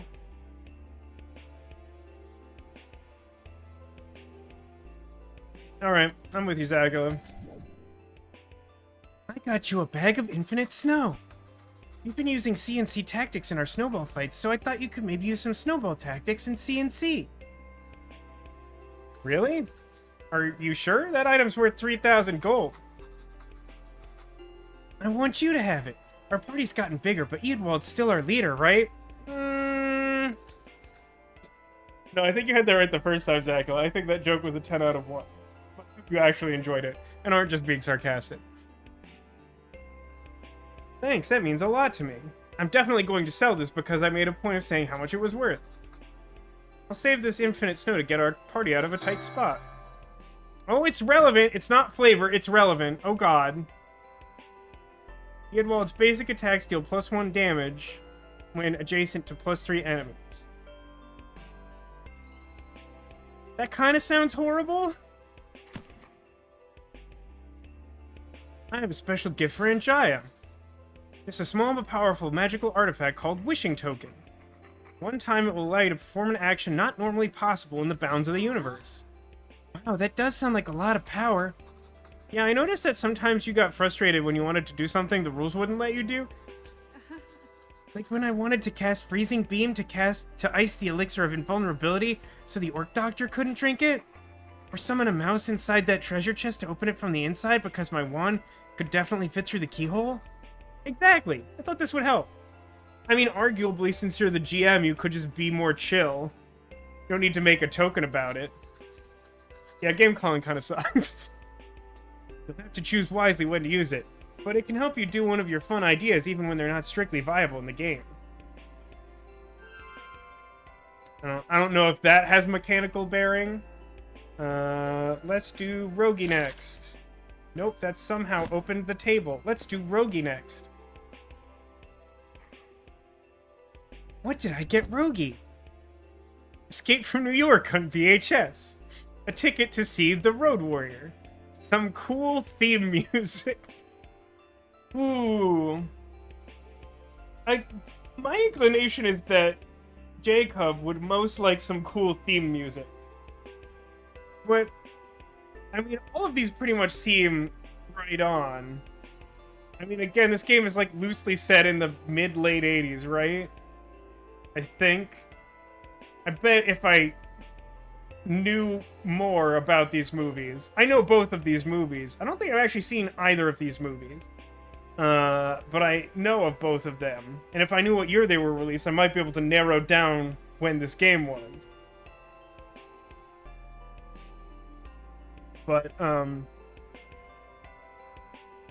seeing as none of these sound like they are mechanically relevant, whereas, like, the Bag of Snow did and turned out to be, I think I'm gonna go with some cool theme music. I got Rogie a magical artifact that makes cool theme music play in the background whenever he makes a dramatic entrance. Oh, rad. Can we say it's that one song by Clash about the police? Colin? Since it's a magical illusion, I suppose there's no reason it has to be period-appropriate instruments, so sure. You realize it might not be the best idea for a character who's always sneaking into places to blare his theme song out all the time, though, right? Don't worry, I got this. I'll save it for times when it's important for Rogie to have a theme song to play. Rebel's background music. Rogie's basic attacks deal +1 damage if he's standing on a tile with a ground effect. That's kind of useful. Oh hey, I got you a real-life gift. I got everyone these Wintermoor pens. Jacob, did you steal these from the supply closet when we got candles? I also got you the gift of possible deniability.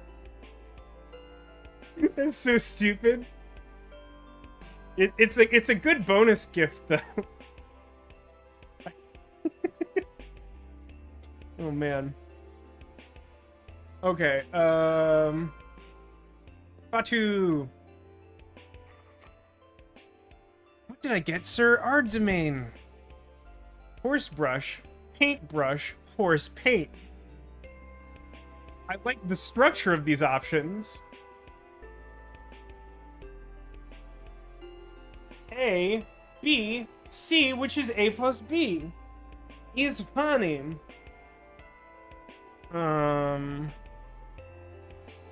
don't know, I'm really tempted to pick horse paint just because I feel like it will be the most narratively interesting option. I feel like, I don't know, I guess he would like both, right? He's an artist and he likes horses, so like horse brush and paintbrush are probably both fine. But like, I gotta know what the horse paint is, right? Is it paint that a horse will use to make a painting? Or is it the opportunity to draw another horse? I know you like horses and painting, so I got you some horse paint. I appreciate that this is a bad idea, like the type that I would normally suggest, and it is presented as a bad idea, like the type I would normally suggest. Your horse is white, right? So now you can paint it. Thanks, that's very thoughtful. You could maybe give it war paint, or make a mural on the side? Or draw additional eyes on it to confuse your foes. Or write down with hair principle. Oh, think about it. Deciding what to paint can be just as fun as painting. Horse paint, trample deals +1 damage if it targets an enemy with a negative status effect. Well, that's never gonna happen. I actually have a present too. You didn't have to do that, even though it's a gift exchange and it's kind of implied. Well, everyone seemed to kind of like my drawing the other day. So I figured maybe people would like it if I drew their characters for them. Aw, that's cute! That's so cute! Oh, that's pretty cool too, look at that! Here. What? These are amazing, thank you! This is precisely how I pictured Jania. Excellent work. I want to see something real quick. Sheet. Okay, so I gave him a thing. Okay.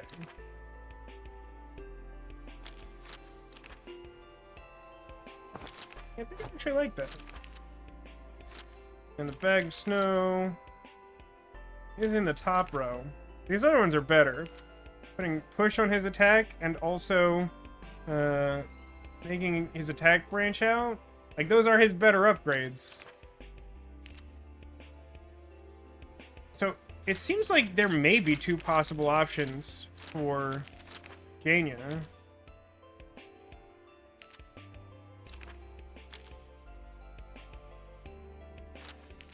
Oh, sick. The horse paint is the one that lets me do the cool specialization. I chose wisely. I feel like the chaining is going to be good. Think.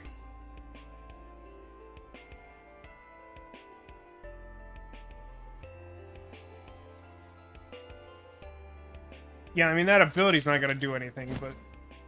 Alright, Jania. What did I get Jania? Psionic radio, a psychic magnifying glass, or an anti-bee amulet. Now see, that's tough because an anti-bee amulet would be very powerful in super auto pets, because as we all know, just putting a bee on your last character wins you every draw if your opponent doesn't know that's how the game works. But seeing as she's a psychic detective, I feel like the slam dunk gift here would be to get her a psychic magnifying glass. That, in truth, is most likely also the item. It's unclear to me whether, if I... See, I started with Colin because I thought I could test the waters here and see if I had to try and guess things that could be equipment upgrades. And that seemed to work, but now it's unclear to me if I just, like, choose random junk. Like, if that's also equipment.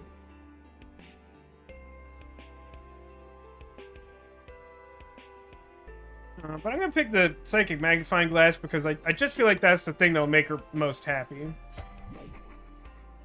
Since you're a psychic detective, I got you a Psychic Magnifying Glass. It lets you see psychic phenomena, you know, like zoomed in. Excellent, you have my thanks, wizard lady. Old crone. What does psychic phenomena look like? Glowy and often purple. Psychic Magnifying Glass gives basic attacks +2 tactics points if they KO an enemy. Wow, that also will never happen, huh? Still, it's better than a lot of the options. Alicia, I have given you a gift as well. It's Jania, not Jania. That's clear, right? For my Christmas offering, I have worked out an agreement with Handel and have instructed him to focus on sending you positive energies. For the next 2 weeks, you should feel an increase in cheerfulness and a boost to your affirmative psychic aura. Okay, now I'm torn. I'm of two minds here, because on paper that sounds like she outsourced nothing as a gift. Like, you know that, is it like a Seinfeld episode, right? Where like someone at like George's office like makes donations in other people's names to like a charity, and then like people get grumpy about it because it's like not like a gift. So it's kind of like that, but instead of like giving money to charity, she like told someone else to do something that like maybe doesn't have a physical effect on the real world. I guess that she lost her last game to a B around 15. I'm telling you, man, B is where it's at. B's a good, solid strategy. Does that mean that you're playing the expansion, Neko? I still haven't started that. I want to log some more hours on the basic game first. This is the thing that often happens, is I stream a game that is appealing to the people who would watch my streams, and then they'll play it a bunch and I won't play it again for 7 days, so people get ahead of me. Thanks. I think that'll be more important than ever over the next couple weeks. Hey, the lights are back on. That means the chapter's probably over. Never underestimate the power of positive thinking. Well, yeah, but I feel like it kind of has to be your own positive thinking. I don't know. Certainly this is subjective, because, like, if you believe that you are physically capable of, like, influencing things in the world with your positive thinking, you may believe that you're able to, like, send energy, spirit bomb style, to someone else to increase their killing power or what have you. And, you know, I can't dispute that. But my point is more like, there's no scientific way to prove that that's a gift, right? Like, hey, looks like the power's back. Merry Christmas, everyone. Cool, everyone want to go to the cafeteria and eat canned Christmas meats? Ooh, Neko, I bet you're excited for canned Christmas, right? Aren't you a big fan of the Thanksgiving dinner? My thoughts exactly. Sounds like just the thing. For some reason, and Jaya also got something. Tactician's Pen. Spark gives +2 tactics points if it has 3 or more targets. That's interesting. I bet that's in the top row, which is the good one. That was a nice way to spend break. It was good to spend a little downtime with my friends. What a lot of fuss over such a weird little... Huh? Wait, didn't I leave the statue right here in the trunk? Where is it? Maybe it's in this potted plant, or in this empty mug. It's not here! But that's impossible, I know I put it right in my trunk. See, this is what happens when you have so much junk in your trunk that you start losing things. That's a rough spot to be in. Could someone have taken it? This can't be happening.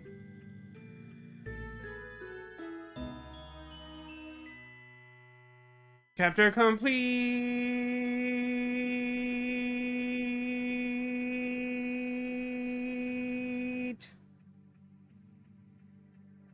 Look, it's a ghost's eye view of the hockey rink. Listen to me. What you're doing is wrong. Alicia, you've been found guilty and sentenced to death. Death? What am I guilty of? What you're doing is wrong. You are a threat to the school and must be destroyed. You're the threat. You're the ones that's been making the clubs destroy each other. Threats must be eliminated. And you are that threat. No, get away from me. Ah!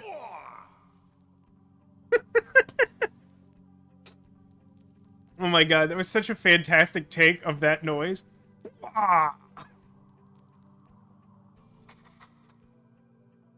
Yes, destroy the threats. No, that's not what I meant to... I didn't want... All the threats must be eliminated. If you don't destroy them first, they'll come for you. Attacking is the only way to ensure safety. Oh, cool, there's like a... There's just an ominous that guy now. Alicia, Knight of the Tactics Club. Will you learn where your enemies lie in wait? No, I'm not gonna listen to you. You know the other clubs are your foes. They will destroy you if you do not destroy them first. You know the principal is your foe, how sad and bitter he has become. Yet you robbed him of the one thing that could bring him solace. La la la, I'm not listening. You know that Septavia looks upon your selfishness with pity and disgust. You know that the clubs you have defeated have only grown to hate you more. You know that even now, all of your foes gather to plot your downfall. That's not true. I'm helping people. I can stop all the fighting. Alicia, Knight of the Tactics Club, I have shown where your enemies lie in wait. Do not doubt my power. Huh? What was that?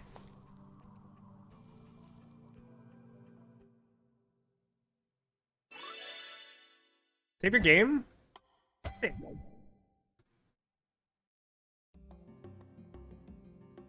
Chapter 5. How did the Animal Identification Club make the semifinals? Wait, did they really? I've heard there are only 2 students in that club, but they keep winning. You really care about identifying animals that much?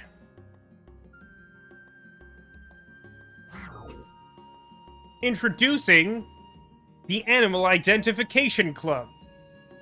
It has just 2 members after all.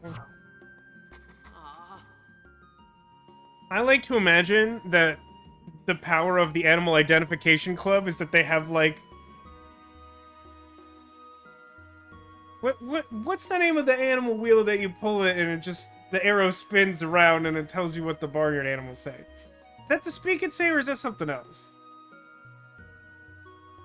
You know the thing, right? It's a thing. I just like to imagine they have one of those. They're just like, what is that? The cow goes moo. It's like, alright, well, I guess that one's a cow because it goes moo. What are we gonna do? They seem really tough. Remember, we are animals. We know how to fight when cornered. Yeah, but they keep getting bigger. They beat that club with the robot horse. Hey, don't panic. Listen, you trust me, right? Yeah. I promise it'll be okay. We'll find a way to beat them. We're not going to let them take away our club. Okay, yeah, thanks. You always know just what to say. We won't let them destroy our identities.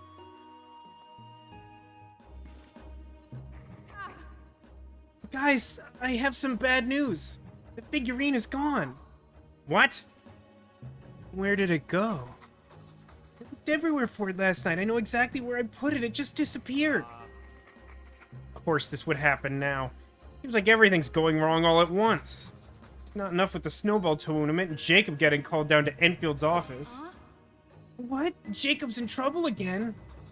Oh god, he didn't have anything to do with that noise last night, did he? That noise was our death trap of a skating rink turning into a giant sinkhole. Jacob's in trouble because someone spray-painted graffiti of the gatekeeper sigil out on the stadium. Wow, what a terrible choice. What? That can't be a coincidence. The statue disappears on the same day someone sprays its symbol on the wall?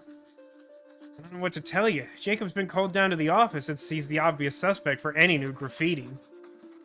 Ingenia is investigating the mark. Go talk to those two, I guess, if you want to know more about what's going on. I have my hands full trying to figure out how we're going to prepare for the next round of the snowball tournament. Alright, I guess I'll see what I can find out. If you see either of them, could you tell them that the Tactics Club is supposed to be meeting? Can't play without them. In the meantime, maybe we can keep figuring out White Falcon's lineage? You said his great-great-grandfather would have been alive during the Siege of Whitethorn, right? Could he have fought in that? He somewhat appreciates the work I put into world building. Can I go back in there? I want to see the cat pun of the day. Calendar, it's got some jokes. Let's see today's joke. What sport do cats play? Furball? Is it Furball? Or maybe Hairball, but probably Furball? Hairball. Okay, I mean, I get credit for that. I've decided.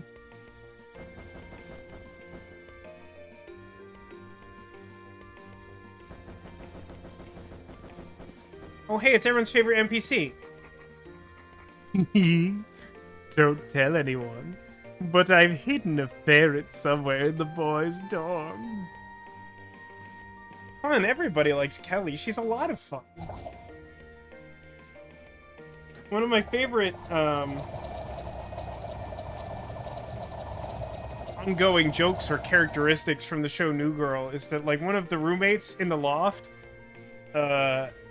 Winston, has this weird quirk where, like, he really likes pranks, but he only ever completely underdoes it or goes way too far. Like, he's just not capable of doing, like, a remotely balanced prank. It's either like, haha, I turned your cereal box the wrong way, or I lit your car on fire. It's like, oh, okay, wow, okay.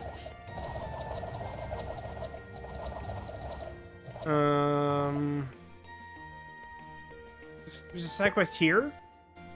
What's the side quest here?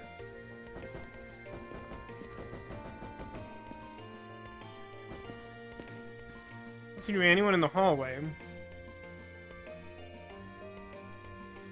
You were in a different room 5 seconds ago, Batu. Well, no one has side quest marker. I guess it's in the science/horse room?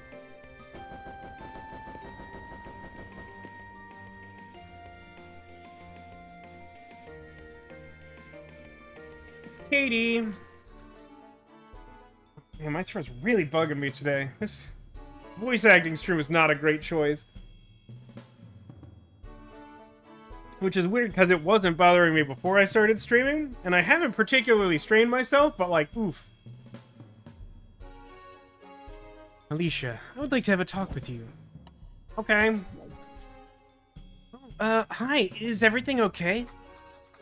I've noticed you convinced Batu to join your club, taking him under your wing, or hoof, or horse wing, I guess? I hope you're not angry about that, are you?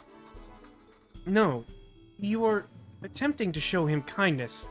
I understand and approve. Ah, Katie's a robot. However, as former leader of the equestrian club, I still feel responsible for his well-being. I worry about him. He guards his feelings closely. Are you sure he's really fitting in and not just hiding? Oh, Batu's doing fine. He found the perfect CNC character for him, and he's really gotten into it. Good. I trust your word on this. I mean, I think he's okay. Oh, geez, could Batu be not okay? Is he just hiding his emotions? Maybe I should try sneaking a look at the club room to see what he does when I'm not around. Let's spy on friends!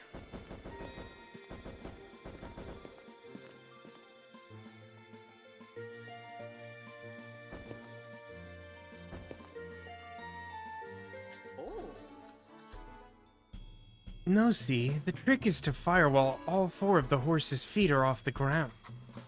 This is why stirrups are such an important invention. Of course, that makes sense. The shot would be steadier. Okay, let's say that the prerequisite for a ride-by volley attack is that you have to have White Falcon at full gallop. Okay, that makes sense. Did you see the note I left explaining his stats? Yeah, I got it. So basically you're saying that the horse's mother was from the Lands of Gormer expansion, right?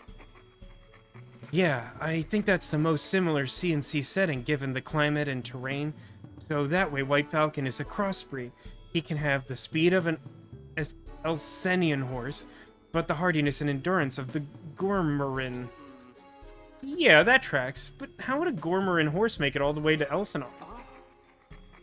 Well, that's what I wanted to talk to you about trade routes. Seems like they're enjoying themselves. I knew I didn't have to worry.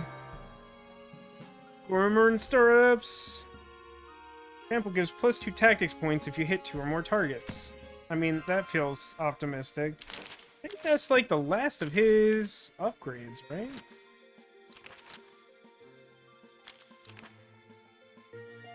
Yeah, this specialization kind of sucks, or I might entertain the idea of giving the +1 range and movement to trample, and also letting it give more tactics points. But the like trailing Magimist is like easily one of the best upgrades in the game, and I feel like the Mist Rider specialization is gonna be really good.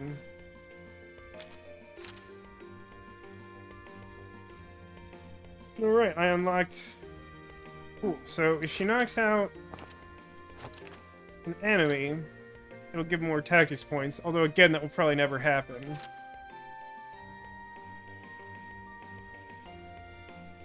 Now, I feel like having Command and Call Burst 1 does actually make a significant difference, despite the fact it doesn't feel like it should. But I already like the Pocket Watch quite a lot, and the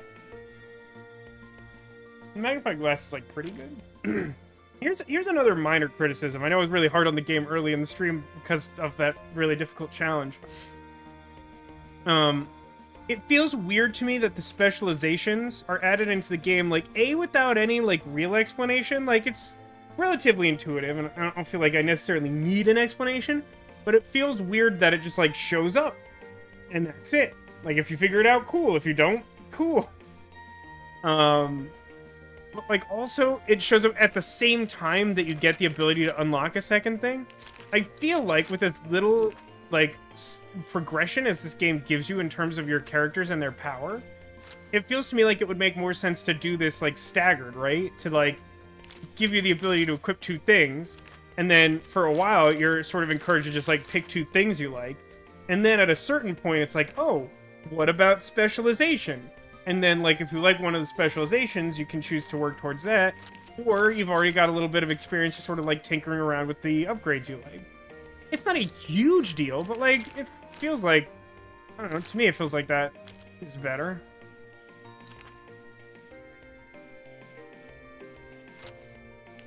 Oh yeah, I got the pen, right? It gives +2 tactics points if it has 3 or more targets. I guess the nice thing about this is you can, like, change your equipment once you see the field.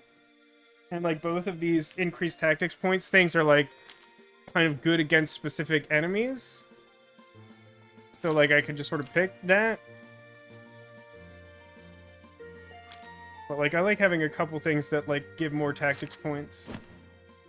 So did that finish? I guess that finished that quest, right? Batu's progress completed. Okay.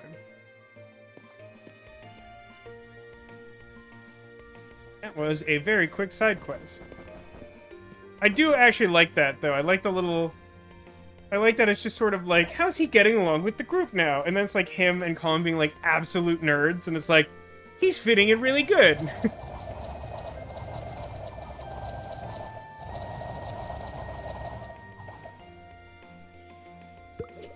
There's a side quest here in the library. I don't know what I expect it to be.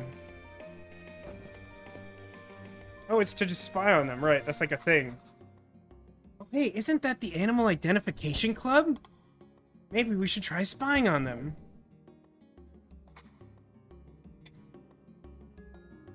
Sniff, sniff. Oh my god. I mentioned, I think before I started recording on the stream, so if you're watching this video on YouTube, you wouldn't have heard it. But I mentioned that I've been watching through Yu-Gi-Oh! Vrains, because I just hadn't watched it, and I've been desperate for something that's, like, really easy to watch, and that I know I will enjoy. And in it, like, one of the main villains early on has this, like, character he uses all the time called Sniffing Dragon, and I'm just like, what? Who chose Sniffing Dragon? I don't know, I'm sorry to hear that your internet's not doing well, Alcadius. Feels like there's a lot of that going around. Hey, do you smell that? Huh? Sniff, sniff! You're right, it smells like someone's trying to sneak up on us. Colin asks, what? How could they possibly know that? Although, at the same time, he shouted really loudly. So I feel like it's pretty clear how they might know that. I have no idea, but it sounds like we can't get close to them. They don't seem to be reacting to anyone else, though. We should talk to someone for whom the library is their natural habitat. Well, I could maybe talk to... Oh, I guess I could talk to Benny, who's like 1/3 books and 2/3 people. Oh, hi. Sorry if I don't shake your hand or anything. I kinda got my hands full. Are you okay? Do you want some help with those? No, I'm alright. I love books, they're the best. Oh, me too. Really? Oh, it's so nice to hear someone else say that. I just wish I could disappear into a book sometimes, you know? I mean, like, physically, curl up inside the pages and be gone forever. It would be so nice. I just love the way they smell, you know? Oh, Do you want to smell like a book?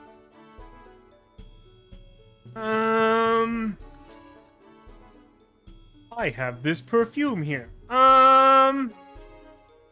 Hey, help me out, chat. Help me out. So, like, 2 questions. Firstly, perfume from relative stranger. That's a little weird, right? Is that too weird? B, book perfume. Do you want to smell like a book? And I guess C, does the fact that it is book-scented perfume make the inherent offer from relative stranger to give you perfume better or worse? Is that an improvement? Or does that suddenly make it untenable? So book smell okay, but like stranger perfume?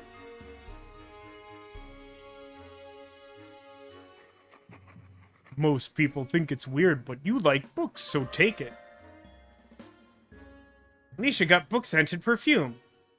you know, weirdly, this is exactly what I need right now. Thank you. Oh, I'm so happy to hear that. Let me know how you like it.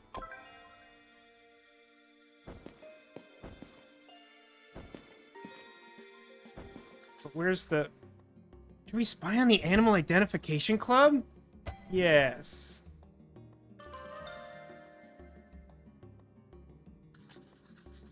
Alright, we smell like books now. I guess. Let's try this again. Okay, so I've written down their stats and combat styles. This should give us a good starting place. Uh-oh, are they doing recon too? Great job, Duncan. We can defeat our foes by learning from nature. Let's start with their leader, Colin. He seems to be kind of tough, heavy armor type. It's hard to defeat. So, bear? Pangolin, maybe? He's definitely dealt a lot of damage in previous battles. More than he's taken. He seems to be more aggression-focused, very wild and damaging. So, bear. I'm not sure I'm comfortable with this. Okay, Alicia. She seems wily but fragile. She can hit a lot of people at once with her snowball techniques. She seems to go down a lot in combat. Hey, I feel personally attacked by that. She's definitely died more than any other character, but she also is basically made of tissue paper. So I'm trying to argue that it's not entirely my fault. So, something very damaging but easy to crush. A bird, perhaps?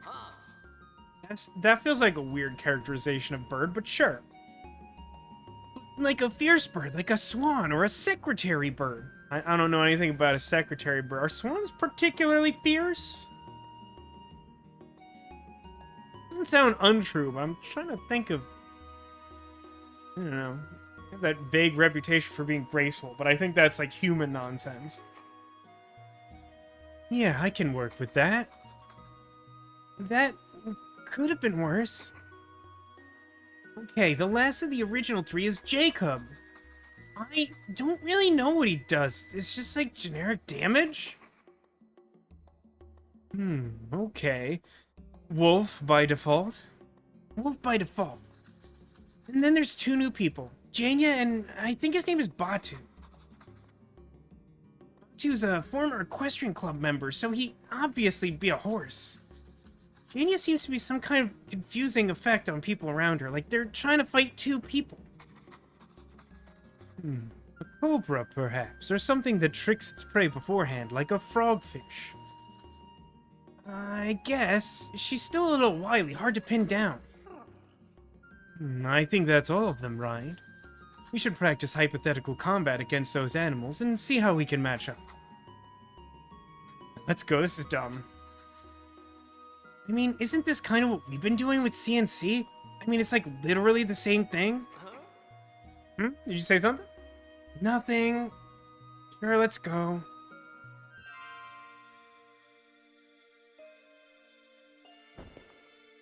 I don't know how I expect that to affect the battle, but that hasn't always been clear ahead of time anyway. Okay, chat confirms Swan is scary. Scary Swan.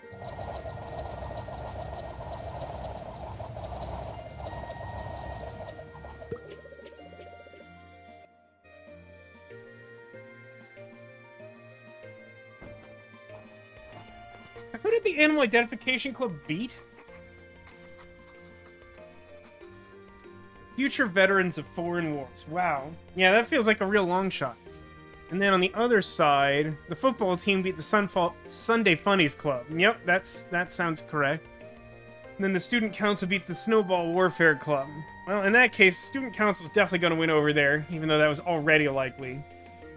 The Snowball Warfare Club were the only ones that felt like they had a chance at upsetting them. Since this is, like, hypothetically their whole deal. So if and when we beat the Animal Identification Club, it'll just be one more round against the Student Council. I don't think I actually have anything to do here. I just wanted to check that.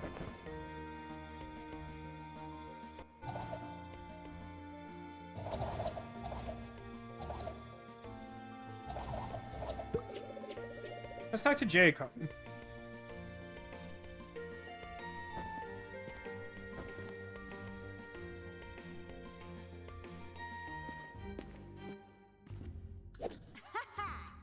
Jacob, we have uncovered the mystery of your location. Yo, what brings you here? Oh, Jania, there you are. Oh, well, Colin mentioned that someone had drawn some graffiti based on the gatekeeper symbol. It's a little weird since no one other than us knows that symbol. Ooh, this is a fun question. By the way, excellent use of Jason, as always. How should we approach this? I don't think this matters all that much, but I feel like it could yield different, potentially more interesting dialogue. So I can ease into it, which I feel like is unnecessary. I think if I just outright ask him, he won't be upset. I don't know what bad cop's gonna be. Like I said, she missed the perfume scene in the library, where someone we don't know that well offered us book perfume, and I was asking if, anyone thought that was okay. And the consensus appears to be book perfume fine, perfume from stranger not fine. But she also says, oh, I knew a girl who bought perfume that was old man scented to cosplay some character as faithfully as possible. I mean, that's not great perfume.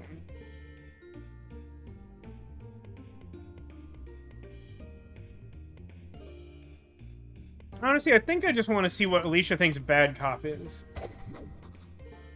I'm only gonna ask this once, Jacob. Was it you? Nah. You better be honest with me. Seriously? Of course I'm honest with you. What's with you? Sorry, I didn't mean to yell. I believe you. I haven't been in the mood to graffiti since the narcs in charge ruined Wintermoor is lame. That was you? Dude, this is the lamest attempt at graffiti I've ever seen.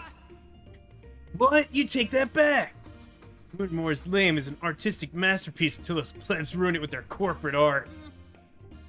Sure. Oh, hey, you're that girl from the club we fought before break. Sarah, was it? Oh, I don't think she's gonna react well to that. It's Baphomet, and I'll pry your fingernails off with a silver hairpin if you call me that other name again! Oh, sorry. And sorry about your club. It's cool. I already performed a dark ritual cursing you to burn the seventh circle of hell for eternity, so... I see. So, Jacob, when do you think you're coming back to Tactics Club? It'll be a few more minutes. Right now, Enfield's in the let them stew in their own guilt part of his routine. Then he'll try and humiliate us into confessing again, and then we can go. If you're not responsible, then our only choice is to seek out the sigil itself for further clues. Much to investigate, but first, I'd like to speak with this fascinating new individual for a moment. A dark cursing ritual, you say? Tell me more. Seriously, what's your damage? It seems like it'll go well.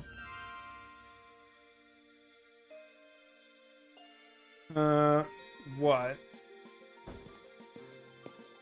I'd like to try and do another one of those challenges to round out the stream. I don't know if it's gonna take a while. It took me like an hour to do the last one. I am slightly upgraded now in a way I wasn't expecting to be. So, as Anime pointed out, it may be easier now. But, well, actually, is it gonna let me do that with, like, club members stuck outside of my world or whatever?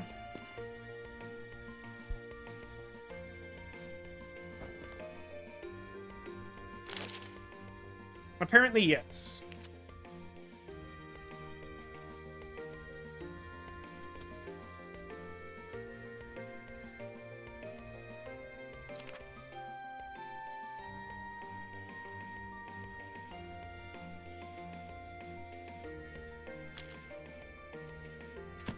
I'm gonna pick Untitled because she is one of the characters I use most.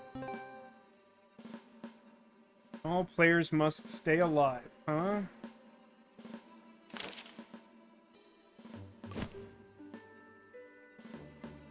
Is this the party I want? It might be.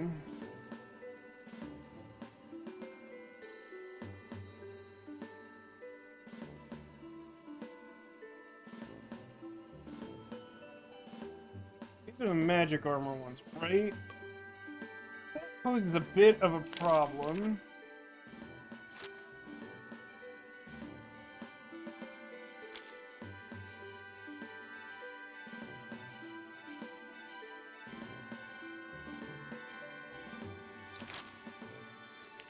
Because if I leave my magic trample thing equipped, then I have resistance against all of my basic attacks if I use this team.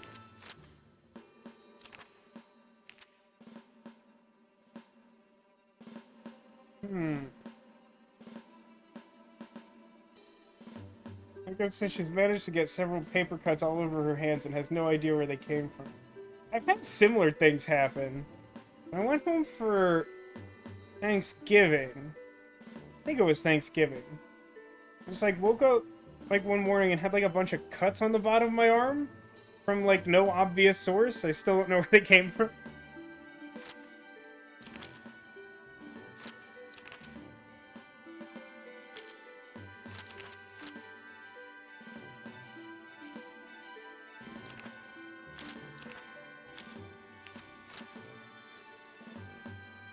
Stupid magic resistant things are like worst.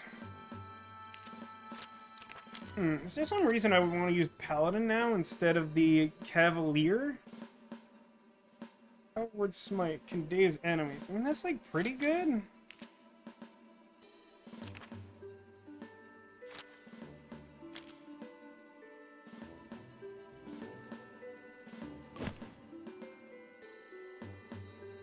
It's also mildly annoying. I think I've said this before, that to my knowledge, there's no way to like check what the parameters are for successful mission once you're like in the mission.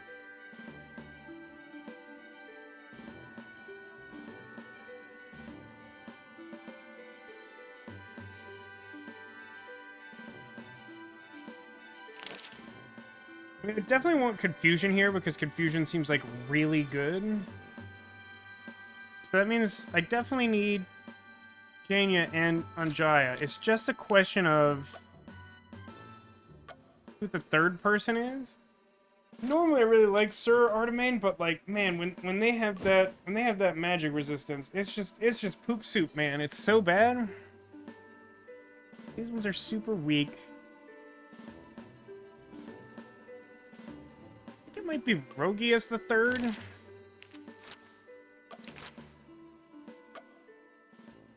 I like the character's name is Rogi, and his class is Anarchist?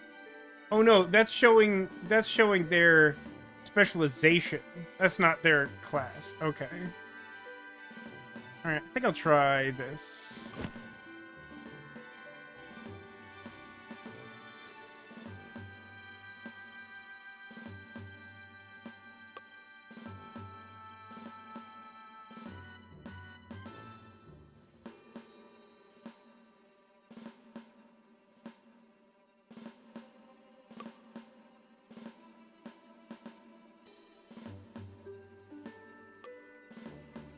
Check something though. I'm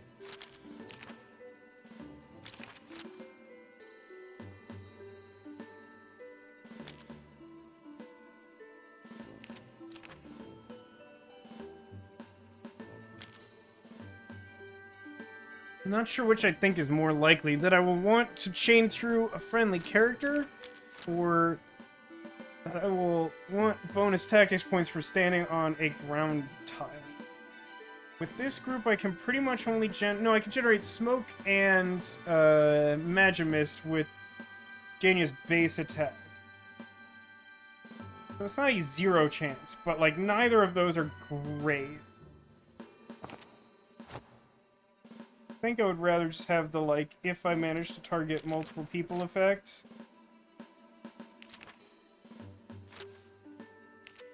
Yours are fine. You stand in a ground effect, you deal extra damage, you deal extra damage if they're not. And it gets extra movement. Okay.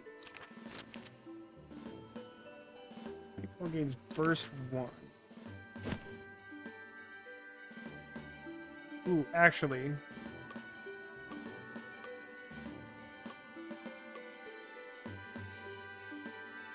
This should be slightly better. Alright, we're probably gonna have to try this a bunch of times. But let's see what's good.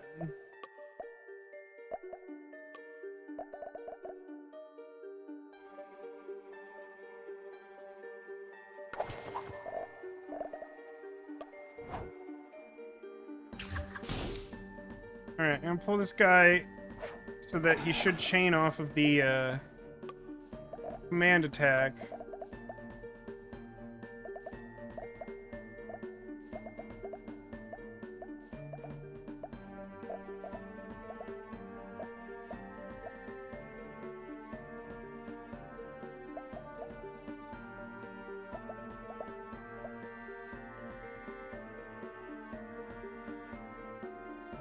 Once again, I feel somewhat dumbfounded by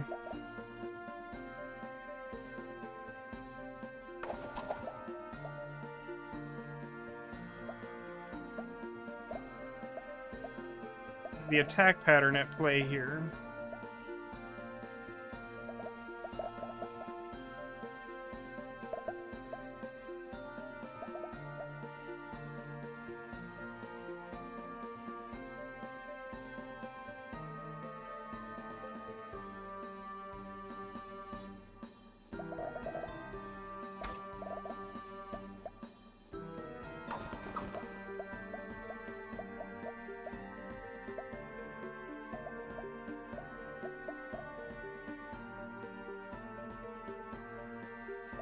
It's probably the best spot I can target. Move forward 1 to do that.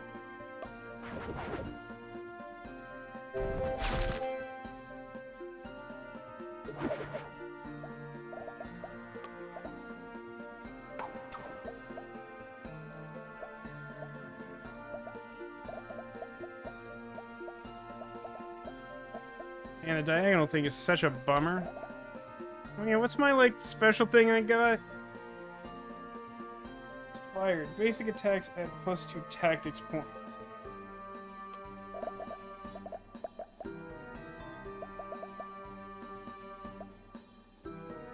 I think you can only target a person with that.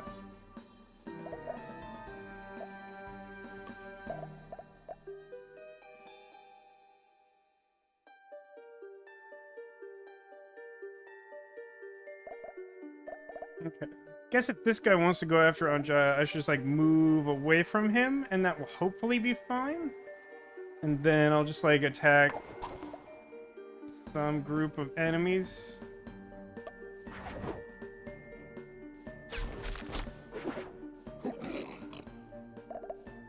Definitely gonna take some damage here. I was expecting the controlling call with the burst effect to hit more of the enemies. Oh good, it killed the one that was gonna damage me. That's actually really good news. That actually is good. For me.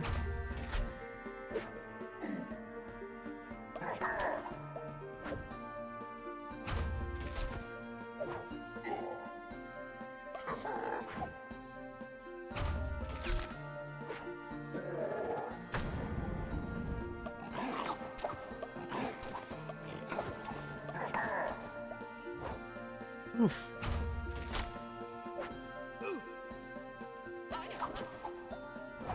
Oh dang, I forgot about the archers having actual archer attacks. Ugh, woof bad.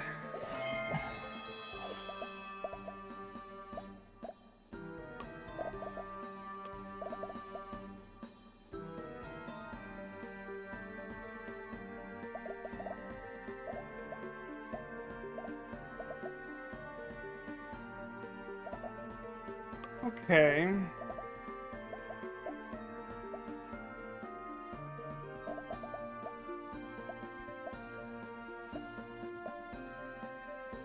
See, it feels like when I target this space, that should be like the bottom part of the cone, and it should go back and then out.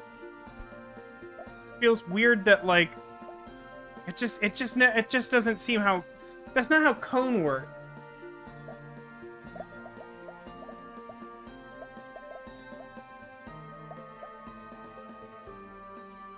That's just not how cone work, you know? You know what I mean? This guy didn't move at all. That's really weird to me.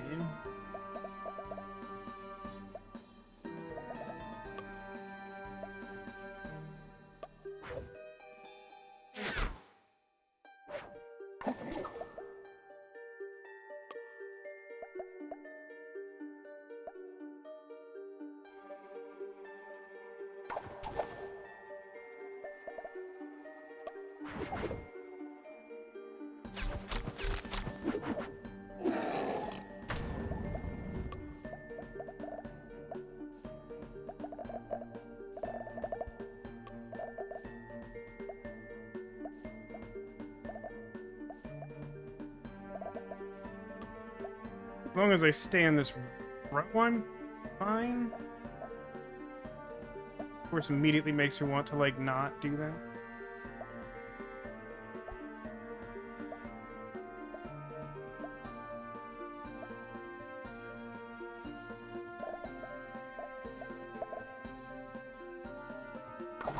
Pathetically, it's just not how cone works.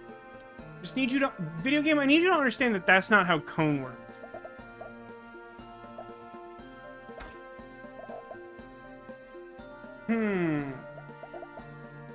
Oh, my psychic attack is still on cooldown. I didn't realize I had enough tactics points for another tactics thing. Changed anything? Feel like no? Really not clear, to be honest. Okay. This thing wants to move to, like, it's definitely not close enough to attack the one I want, or the one I'm scared, the one it wants to attack. This guy wants to move like a bunch. I'm like right at me. Bit of a problem. Just like, why is, given the pattern I see on the other squares, why would this, like, how, like, explain how it is that this is how the cone works when I target this square, and any square in that cone. Like, that's just not how cone works. I know what a cone is like in a tabletop RPG. I know what that is. This isn't it.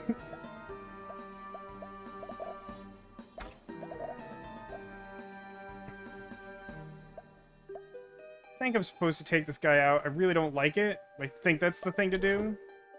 I feel like something very bad is like definitely about to happen.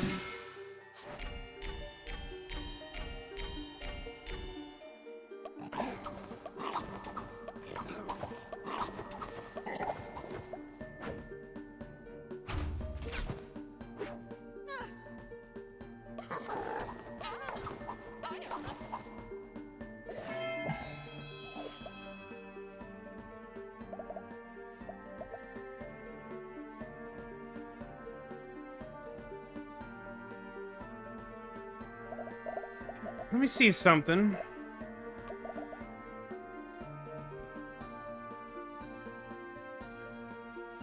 See, that's like everyone, right? It's like mind control on like every one of them.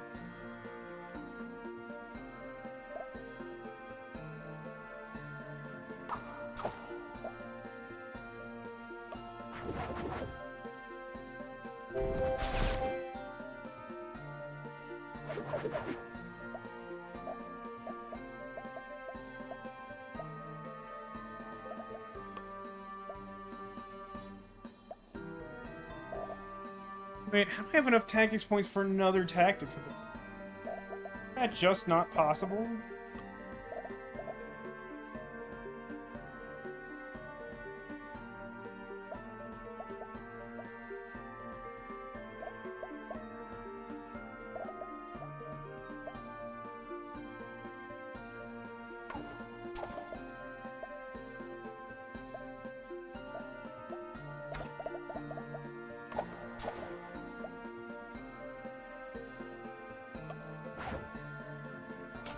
I mean, I feel like taking out one of those jerk bats seems like a pretty good idea.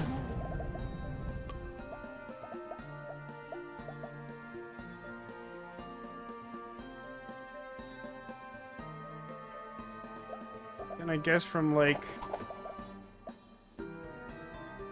I mean, yeah, that just like doesn't actually do any damage to that one anyway. So yeah, I guess like... everything other than the guy who's basically immune to the attack. It gives me, like, additional tactics points. It does reduce the number of things that are, like, fighting each other. And who do you want to fight? Now you're confused. Okay. Yeah, I think that's fine. It should set me up to be able to do, I guess, specifically on Jaya's tactics ability next turn, because the other two will both be on cooldown.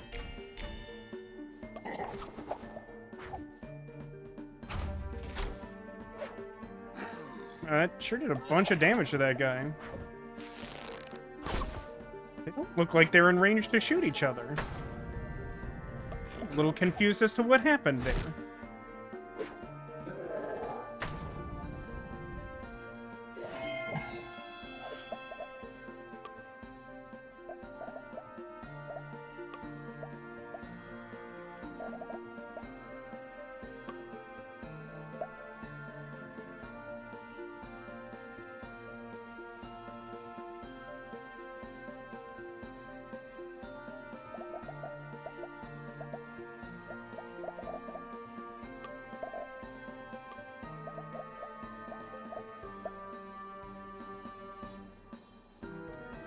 Gosh, I wish I had +1 range there, huh? Actually, this is fine, right? Like, if I move here and then attack him, that's enough to kill him, right? Alright, that's the real problem. That's the real problem. Now, the other issue is that I've taken, roughly, by my count, 10 million damage. I just don't understand. I just don't understand at all. That ought to do it. No allies will take damage. I know. I know that.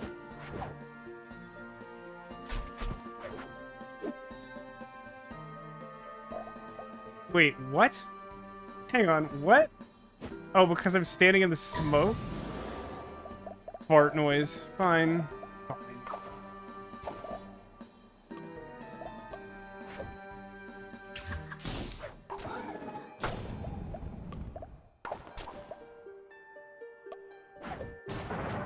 I'm pretty sure that pop-up said no allies will take damage, right? It didn't say nothing will take damage. I feel like that pop-up was not clear if its intention was to avoid that situation. Anyway, that one was, like, way easier than the last one, but in fairness, I have, like, kind of a lot more powers now. I really didn't think that there would be, like, a huge jump in power from, like, almost no scaling early in the game to, like, that one point where she's like, let's all give each other Christmas presents, and then, like, everyone gained, like, 3 new abilities. It says, now that I've got a new mattress, social media, Amazon, Google ads have noticed, and you're getting advertised all the mattresses. Yeah, that's a weird thing about all that, like, personal data mining garbage, is that, like, if it sees that you did a search for it, it assumes that you want that. Even though what's often the case is that you've done that search to find the thing you wanted to buy, and then you bought it, and now that transaction is done.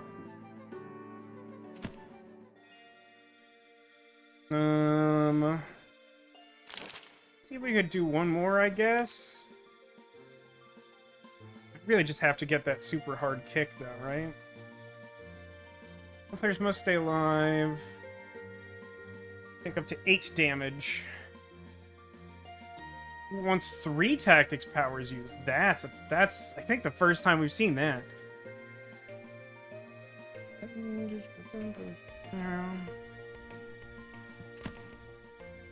I mean, yeah.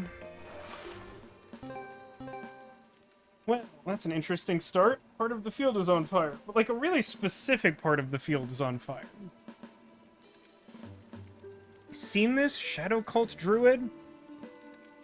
Who has an arc attack, so no human being is capable of figuring out at any point in time whether it's capable of doing its attack.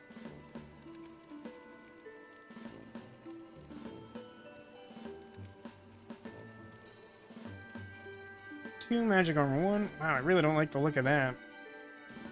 Wizard is slightly different. Has 2 magic armor. Cool. Yikes.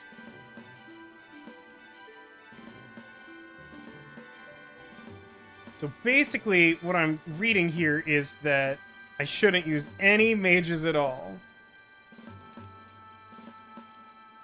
Because, like, a bunch of stuff has magic resistance. Okay, I guess we'll try that.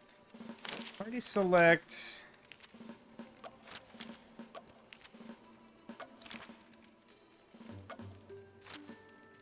But unfortunately, it's also necessary to not have the magic charge on. Well, I think given the layout of this field, the bottom row specialization actually looks pretty good. Alright, so now that's all physical, right? Physical, physical, physical. And I didn't give you this thing that gives you magic, so you should be all physical. Okay, great.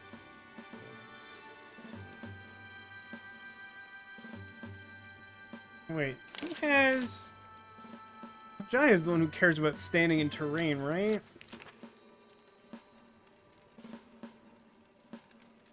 Oh no, the background music does too.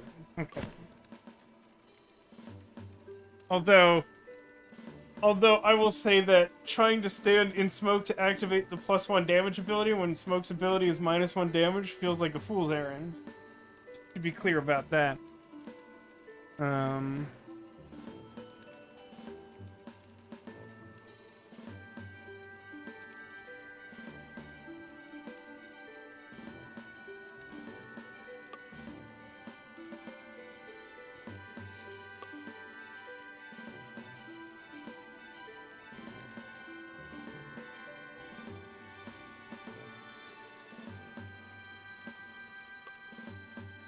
Movement currently?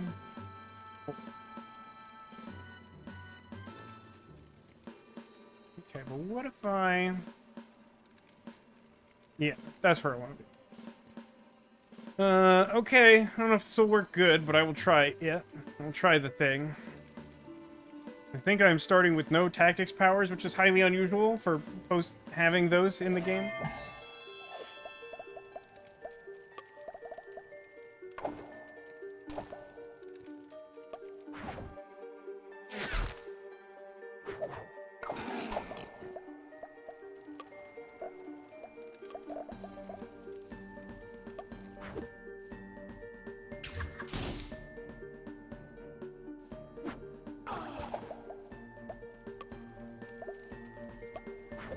So my main plan was to pull the scary wizard over here and just, like, team up and bop her real hard.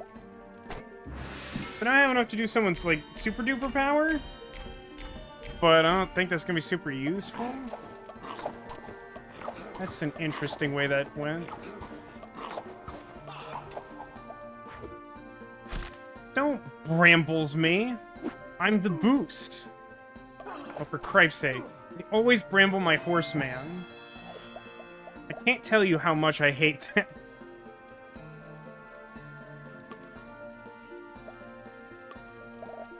What do even your abilities do, Paladin, who I never use at all? Every square within 3 tiles of the targeted square. See this? Okay, I want to talk about this real briefly. This is one of, like, most of these, like, 10-point tactics ultimate powers have some variation on this that's very confusing to me. Which is, like, it does damage in a burst radius and also does, like, buffs in that same radius. So is it just that, like, if my ally's standing next to me when I do the burst, he gets a good thing and the enemy gets the bad thing? Or does it, like, apply them unilaterally? And does it apply the buffs to themselves? Like, it's just... these could be written way clearer. Like, I get the broad idea of what these are trying to do, but, like, looking over this without trying it, I have so many questions about the practical application of it.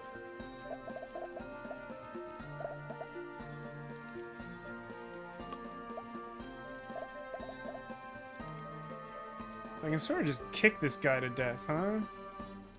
That's not what I want to do, right?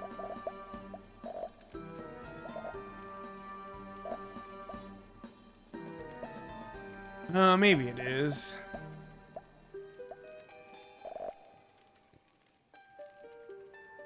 Word smite, maximum of 1 use per battle. First days. That would have me taking damage.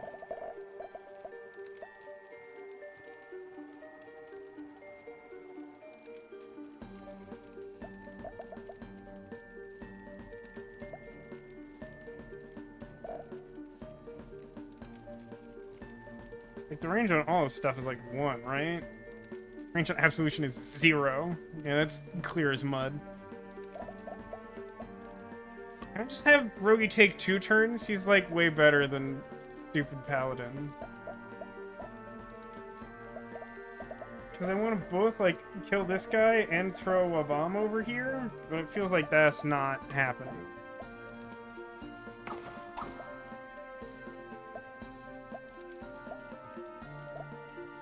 Feel like upgrade with this hammer should be able to hit this character adjacently, but it doesn't.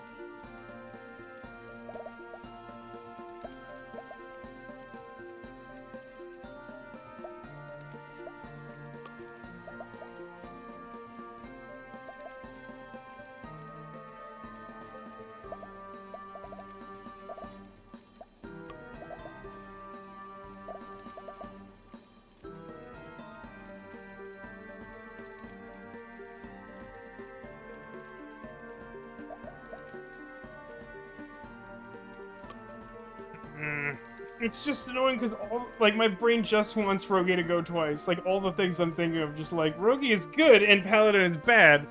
So I just want to Rogue twice and Paladin never. But that's not how game works. And see, when I acknowledge that I'm not following the game rules, I just sort of accept that. When the game decides not to follow its own rules, it definitely doesn't afford me that same courtesy.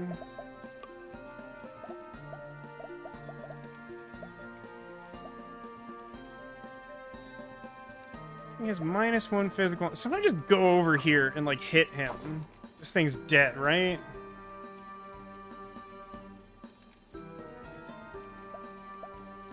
But that's...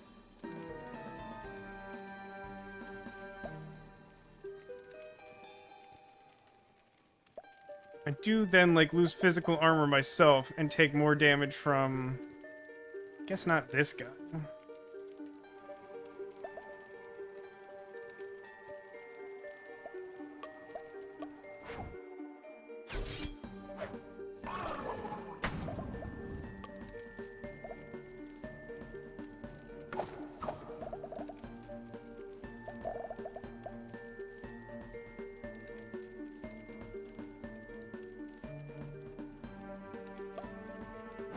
Yeah, I think when I do this, it should clear the brambles and the fire, I think, which means I can sort of, like, maneuver around this corner.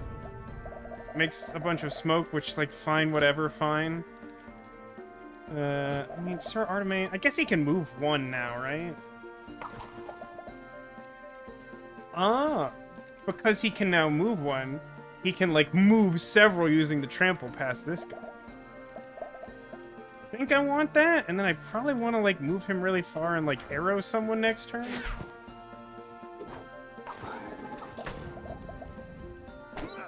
I'm, like, definitely not gonna do this in the correct number of turns.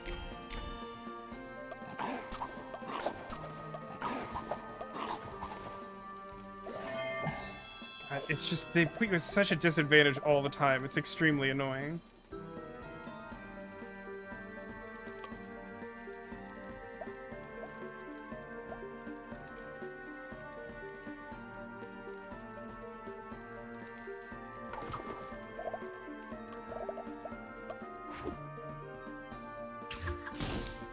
Alright, let's move this guy into range.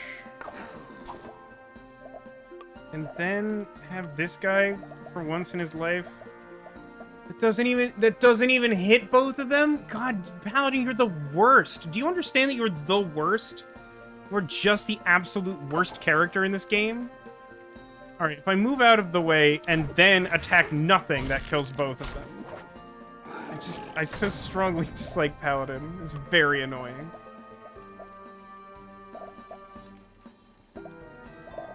Damage does base attack do? 2.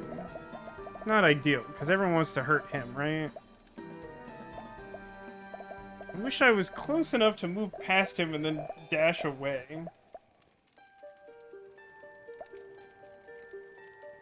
I'm just gonna move here, and unfortunately burn that turn. I'm hoping that they line up in such a way I can, like, trample over them. Unclear to me if that will count. I won't do maximum damage to them.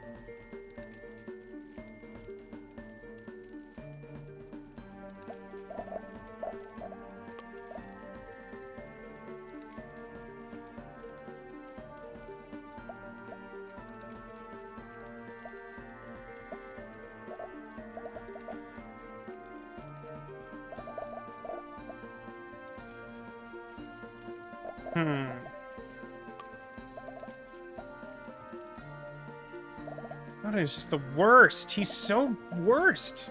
He's so not best. He's opposite of best. He's worst.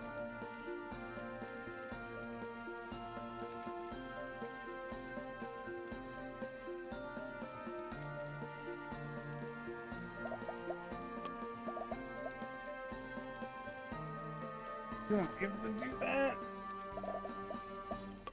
I'm gonna have to reset this turn. I'm gonna work this through. So if I charge through these characters, I will get bonus tactics points, which means I'll be able to have someone use their ultimate. Unfortunately, that person can't then be Artemain. It would be pretty... That's an interesting thought. I only need 2 tactics points. So if I... No, but stupid Paladin can't do anything because he's the worst! He just... Oh, he's so bad! My main criticism of this game is that this character sucks so much. He's just, like, one short of doing anything useful all the time.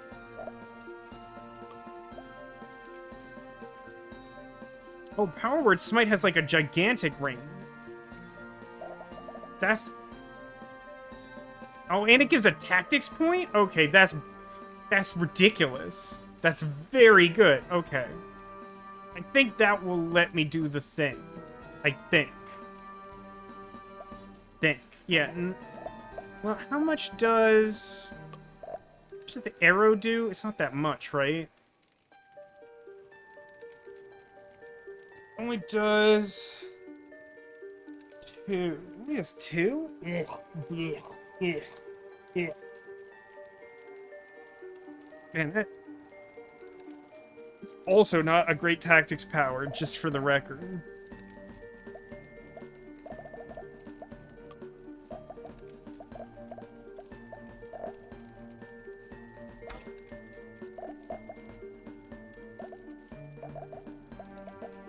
Okay, how do I work this?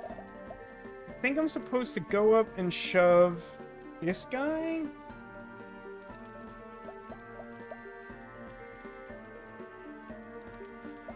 I mean, if I'm not concerned with trying to finish this in the correct number of turns, which I'm pretty sure I've already failed on, I think I go over here, shove this guy to death, and then use, like, the stunning shout on this guy, so, like, he can't act, even though that only does 2 damage. And then I can... Is there a world where...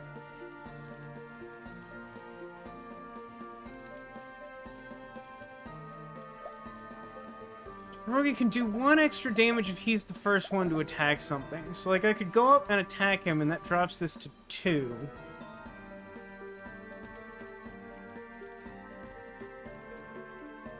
Right? The shove does... Shove does... 3 plus 1. Yeah, so if I do that, that puts this guy down to 2. And then if I use the shout on the other one, that puts him to 1. And then... That almost works, but the stupid smoke here makes it so that... Like... It's just 3 damage. So that's enough, right? I have to do this really carefully. Hi, Miss Toasty. Welcome to the stream. We're probably wrapping up soon, but it's always a delight to have you here. I'd love to know how you're doing today. And this week in general. Okay, now that I've said that, I forgot everything I worked through. Just kidding. Okay, so I go over here, and I punch him. Right? And then I use the angry shout of long-range shouting at you. Okay, so now, when I go over here, and I shoot my arrow... It still blows both of them up, even though my damage is reduced. Found the line. So much fire now. Fire's lost. Attack it's used. Oh wow, I was allowed to get like way more. I did really good at that. I could have had 2 more whole turns. I could have played that really safe, but I found the line anyway. Yeah, it turns out these are a lot easier with the stuff unlocked that the game didn't even hint was possible. So I both feel vindicated and silly, if that makes sense. I do like the name of this ultimate attack, even though I think most of these ultimate attacks are garbage. Just absolute garbage. Been doing alright? That's good to hear, Miss Toasty. I haven't been doing great, but I've been doing alright as well. I've been really just completely exhausted and not sleeping well. Most things are going well outside of that, but like it takes its toll. It's been like almost like 2 weeks since I've really had like a decent night's sleep. Lots of nightmares and things. I do like that this ultimate power does just kick for 8 damage. Like nothing just does that much damage to something. So it's nice to have against like bosses and stuff.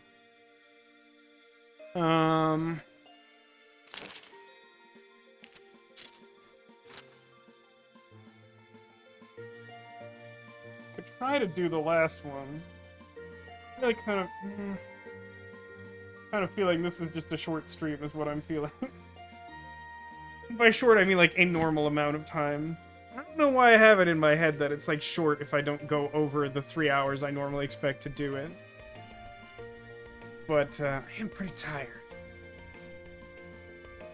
I don't know how much game is left. I'm guessing 2 more streams worth? Either way, I'm excited to play some Super Auto Pets tomorrow. Yeah, I'm gonna save this. I'm gonna save it! Man, such nightmares. Nothing tops... leading up to last week, I had just one, Actually, it's funny. I had 2 really bad nightmares. One of them, like, woke me up and I was, like, really profoundly upset. And then I had, like... Then I sort of, like, forced myself to go back to sleep. And then, like, to some extent... Like, I had a follow-up dream where I managed to work past whatever it was that was upsetting about that dream. And I could no longer remember what it was, only that feeling I had when I first woke up and was really upset about it. And then I had a second nightmare that was just genuinely very upsetting. Not in, like, an obvious way, but, like, a way that's, like, really upsetting to me. I don't know. I can't really talk about that one. It's kind of personal, which is sort of the problem with it. And I can't really talk about the other one because I can't remember what it was that was so upsetting about it.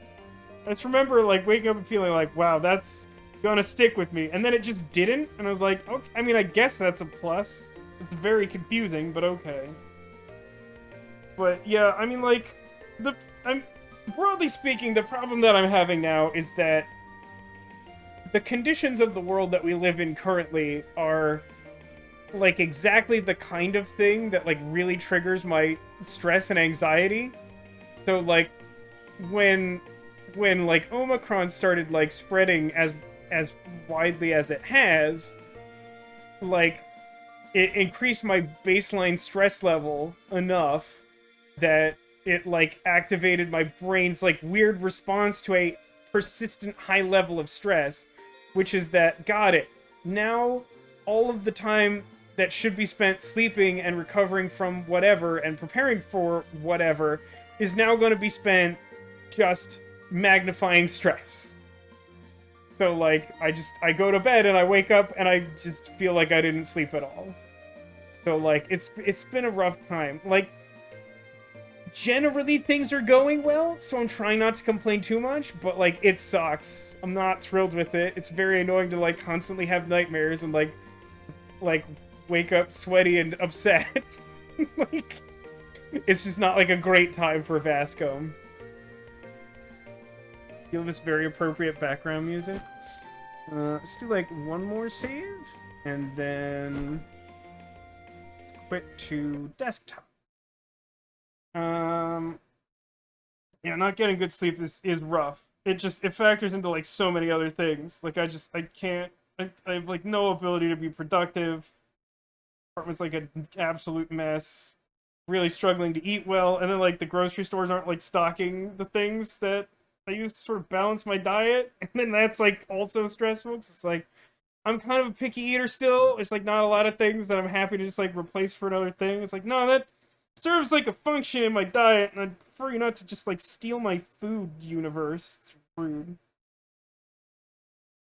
But, yeah, I'm trying not to be negative, and I just got myself started. We're gonna call it early, by which I mean basically on time. But before we can go, there's one unfinished order of business, and that's to locate a secret Squirtle. Somewhere on the couch behind me, I've hidden a Squirtle. Keep in mind that if you can see a Squirtle, it's not a secret. Beyond that, the rules are pretty flexible. I did also have a request earlier that this large baguette should be thrown for anarchy. We'll see what we can do about that.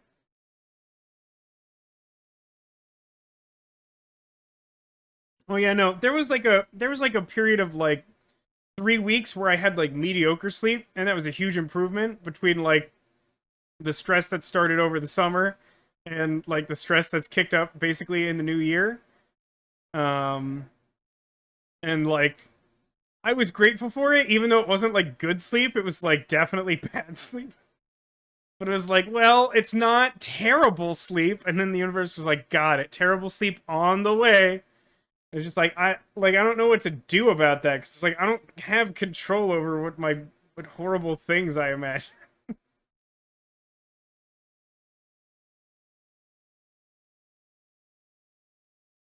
It's problematic too because like I have a pretty powerful imagination, and so when it's turned against me, I mean, this sounds like some anime garbage where it's like, oh no, he has such a powerful imagination, and the enemy's ability is to like make whatever he imagines come to life.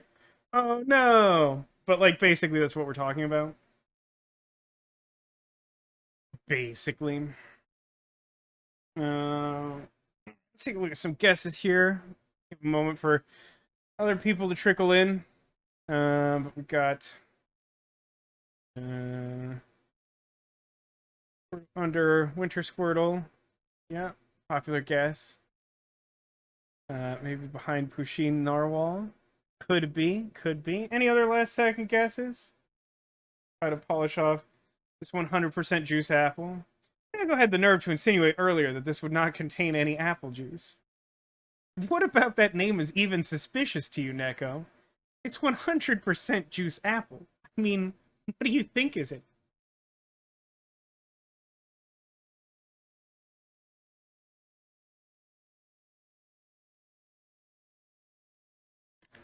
Alright, let's go take a look, shall we? See if we can find that pesky Squirtle. And all of the secrets contained within. We'll start with that most popular of guesses. Under Winter Squirtle. Behind Brown Bear. Which is the location of new Baby Yoda. And these two are good new Christmas friends if you haven't been around. They're both extremely soft and both very cute. And Squirtle is very wintry. Slash, I think the closest thing you can get to a Christmas Squirtle plush. Even though it should be like the #1 concept. I don't think they make one of those. I love his fuzzy ear. Very fuzzy, and he's very soft, and he's excited. Also, I don't know if this is gonna read on camera, but his like headband, and it doesn't really read. I might find an angle for this. You can kind of see it there. The band on the earmuffs has little snowflakes on it. It's very cute.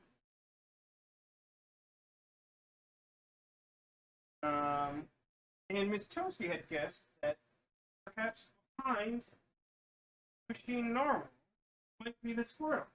And it turns out that is, in fact, the location of this very small keychain Squirtle. Who's tucked under our banana friend. But congratulations to Miss Toasty. Though there were few guesses here alive, we managed to correctly locate the secret Squirtle and have secured good luck in the week to come. And certainly we could all use it. But thanks to everybody for playing along. Even to you on YouTube, let me know if you guessed correctly. I guess I'll take your word for it. But thanks also for being here, everyone. Thank you for being you. And I hope to see you again soon. Tomorrow I'm going to stream some more Super Auto Pets because it is the healing potion of video games. But for now, I guess I can leave you with just like one more thing.